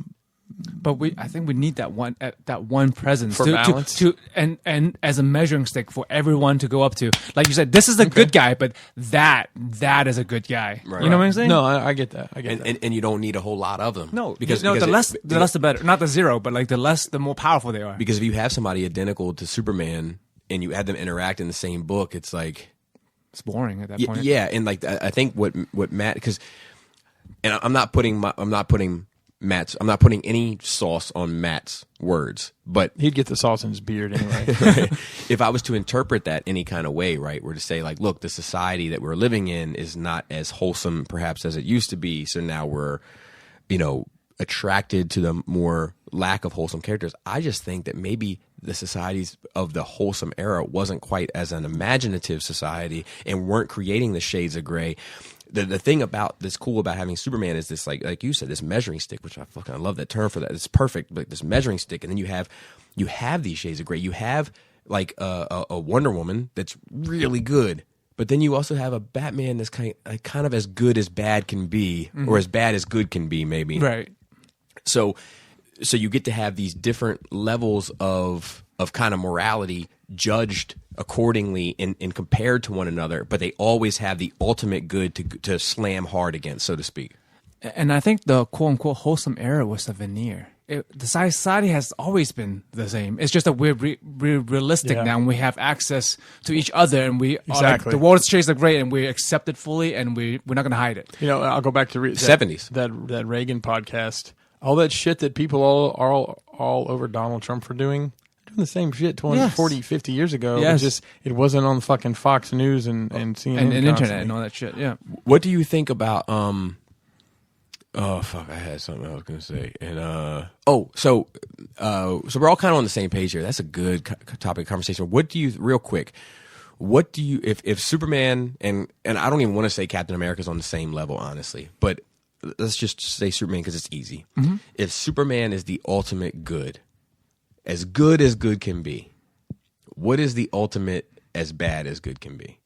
What is the ultimate antihero? And do you think ultimate antihero or ultimate villain? What are you talking about? No, not a villain. A person that's still out for quote unquote good at some level of good, not an evil fuck, you know, but you know, definitely not the goody two shoes. I mean, Punisher, Deadpool. If since nowadays Deadpool is considered a hero instead of a villain or a neutral. What about you, Chris? Like if you're killing people, and then I want to throw out a couple names and just see. Because we're looking on the hero side, like the lighter gray spectrum. Because we're not talking about villains, right? We're not talking about villains. We're talking about people who but we may not be their talking intentions about, are good. Intentions, they want something better for the world. Maybe they their want intentions something better bad. they want something better for the world. So I will say the Punisher, and the more I read it, I think Batman. So, Batman's a whole other package, too, but I don't think you're wrong for that. So you know what? Two names popped in my head the moment I thought it was Spawn. Okay. And Darkness. Hey, what about Savage Dragon? Where does he fall here? But Darkness is, I mean, he's a neutral. Spawn, I think I they're both. don't know enough I think they're about both either of neutral them to characters. tell you. I don't think I don't know that much about Spawn. Maybe Spawn's fighting for good. He's fighting against the devil, but for his own purposes. But the Darkness is also for his family's purposes. Right. So like they are neutral characters. They're not. They didn't pick a side. They're on their own side. Well, Darkness will fight. He'll fight like an evil force, but he won't necessarily fight an evil man. Like he'll let the evil man do the evil man stuff, but he won't let the evil force destroy the planet. And especially in the beginning, he's part of the mafia. Correct. For the longest time until they turned it back on him. But that's why, and we don't have a whole lot of those characters, right? Let's say just for the sake of argument, I think that you and I could get into a deeper discussion regarding the Darkness because we're both kind of. I only have the Ultimate Darkness collection. All right, enough with you. Dude, I tell you what, I did enjoy everyone enjoying my displays. Yeah. You know what I mean? No, I do know what you mean. It is cool for people to like look at the way you got your shit. When I saw people look at it like the first time, like because I know how I saw it when I first put it together, and I saw the look on their face. I'm like, oh, I did something good here. Right. So let's just say, just for the sake of argument, that like a Darkness or a Spawn is as bad as good can be, and as good can be is Superman. Mm-hmm. You don't have a whole lot of Darkness and Spawns either. No. You know, because most people aren't that bad either, you know, and most people aren't that good. The most of us find ourselves on that spectrum. Most of us can relate to characters on that spectrum, and that's why there's so many characters on that spectrum. Watch it. Right, no, I get you. So the last thing is, do you find, like, of the hero archetypes, right, which I don't even know all of them, but there's, like, the hero, the reluctant hero, the anti-hero, situational hero. Like, which one do you identify with the most, if any? Personally, I don't consider myself a hero. And neither do I. But which one do you identify with? Which one do you relate to the most? Which one feels most like the least heroic one, whatever that is? Which character would you say? Yeah. I relate to the most. Like what character do you find yourself attracted to most often? The Darkness, obviously. So he does good by happenstance, basically. Circumstantial hero. Yeah, circumstantial. Yeah. What do you think, Bobby? Let me think for a minute. I think that I think that it's the reluctant hero because I'm often attracted to that Han Solo type, like I didn't want to get into this shit, but now you're since I'm fucking here, I might as well clean it up on my way out. You know, like that's I feel like, you know, like they never leave a room messier than when you came in it type of mentality. You know, you didn't go in there with the intention of cleaning the room, but you're gonna when you're on your way out, you're gonna grab a little piece of trash with you. So who do you relate that to in the superhero world? That's what I'm struggling with. You know, I mean, because honestly, that's probably my vibe too. I can't put that on anybody's. I feel like because it's such a long span and certain time period. Wolverine. I was just getting ready to say Wolverine. Yeah. Wolverine was the first. We're vibrating on the same frequency today. But yeah, it depends on Wolverine because like Wolverine and Uncanny is completely different. Right. That's what I'm saying. In certain time periods. And he lived in a trailer park too. Yeah. Like when he was keeping to himself and then fucking trouble just finds him and he has like, well, I should let this go, but he couldn't let it go because it's right there in front of his face. Right. You know, the guy that's been out of the game and gets pulled back in kind of thing, you know, like kind of like John Wick to an extent. You know, obviously he's outside this realm, so to speak. I mean, it's almost, I mean, to be fair, there's a little bit of that in Green Lantern as well. Where like he didn't know enough. I didn't ask for this kind of shit. Yeah, I didn't want to be a part of this. But I'm gonna make a fucking green airplane just real quick. But you chose me to do it, and now I'll do what I can doing it. I think about that for a minute, Joe. Tomorrow, some ship crashes in your yard. You go outside and like, oh, here, take this. You're welcome. And now you've got these superpowers you don't want. I'm not gonna be a hero. I don't put myself out there like that because I'm not that guy. But there's also a thing like another character that I relate to. I'm not sure if it's in the same pocket. I don't think that it is Nightwing, because I am the type of character. Like, not that I'm the type of character. I mean, I'm a character, but I am the type of person that like if I find someone that has a wealth of knowledge on something that I'm interested in, I will be a vampire to a lack of a better extent, and like just soak up as much as I can, and then like when I've finished feeding, like I'll apply it to my own thing. You know, I don't want to live under your wing. I just want you to help educate me and then let me go do my own work. You know? Yeah. So I relate to him a lot as well. But yeah. That's a good question. That was a good question, Matt. Yeah. Get you some sauerkraut as a reward.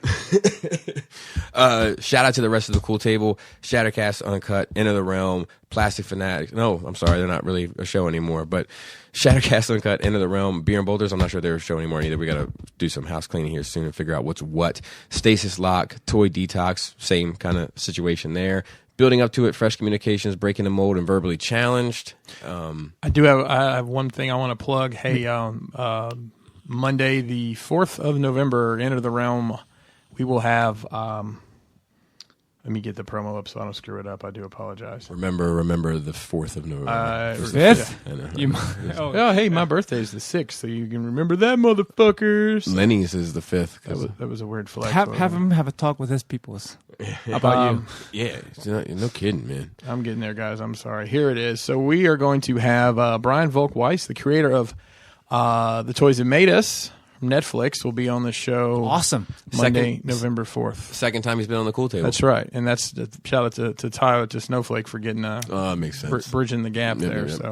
Yep. So the show's 8 p.m. on the Realm Collectors YouTube channel. That's Monday the 4th. So be something cool to check out. No doubt. Good. I changed my mind about the worst of the good. Okay, go for it. MCU Thanos. Oh boy, I'm not getting back into that conversation today. It's too late in the game.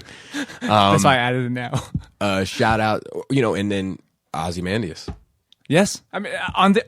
Okay, are they not in the same fucking? No, I think you could include them, and I think honestly you could make. But they're in the, but Ozymandias is considered a hero, right?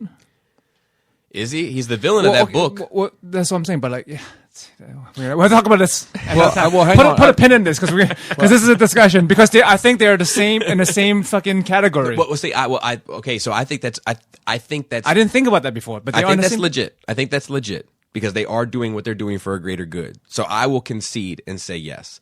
But now that I'm thinking about it in those terms.